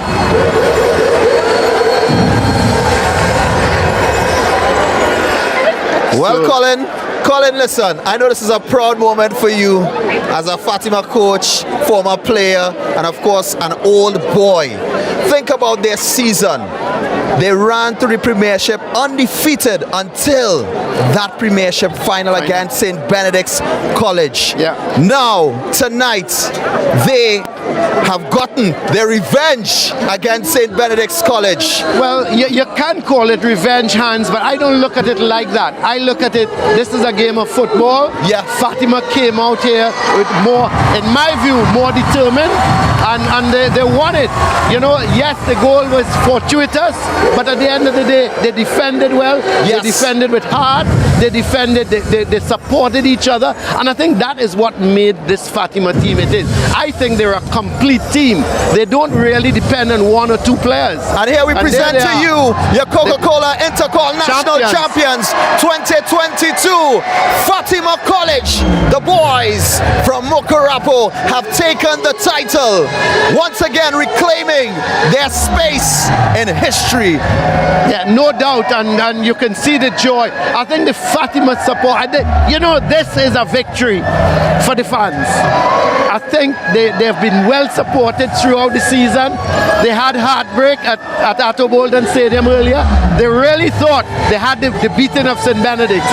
And really and truly, St. Benedict's won that game comfortably.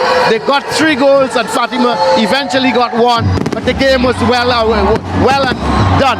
Here, they came back here, they knew what they had to do, and they did it well. It's been a great, there is the display of fireworks here, and it's been a really great occasion here. And, you know, this is what a final is all about. Yes, you know, there is no doubt. And you know, it may not have been the best game hands, you know, the fluency, but I thought what both teams showed was real commitment, real heart, real commitment and fight, and that's all you can do. I went to the St. Benedict's bench after, or to the manager, and I said to him, listen, you have nothing to be ashamed about. Your team gave it all, and that's all you can ask. I feel sorry for the goalkeeper, but he was the one who got them here. You have to remember that. He was the one who saved all those penalty kicks to win the South Zone, to get them here, and you have to remember that. Well, definitely, we are getting ready for the high school championships in Jamaica. Clarendon College, Jamaica College, St. Benedict's College, and Fatima College, all ready to compete in January in Jamaica. What a fantastic season we've had, bringing these games and this action to you. We want to say thank you to all our viewers, to all of the advertisers, and our entire SportsMax crew as well for making it happen. Till next time, on behalf of the entire crew, we say thank you. See you next time. We leave you with some images of the game today, because what a matchup it was today. What was special about today's matchup? I think the energy from the fans. The fans made today what it was, and they're still here, and that tells you much about what was happening here today at the COCA Covered Stadium. Colin, what was special about it for you? So I think the whole atmosphere, I think the atmosphere was fantastic. You know, it felt like a final. You know, this was not an ordinary game. You know, 2 of the top teams in the league meeting once again. The fans came out. I thought it was a fantastic crowd. You had the Benedict's fans, you had the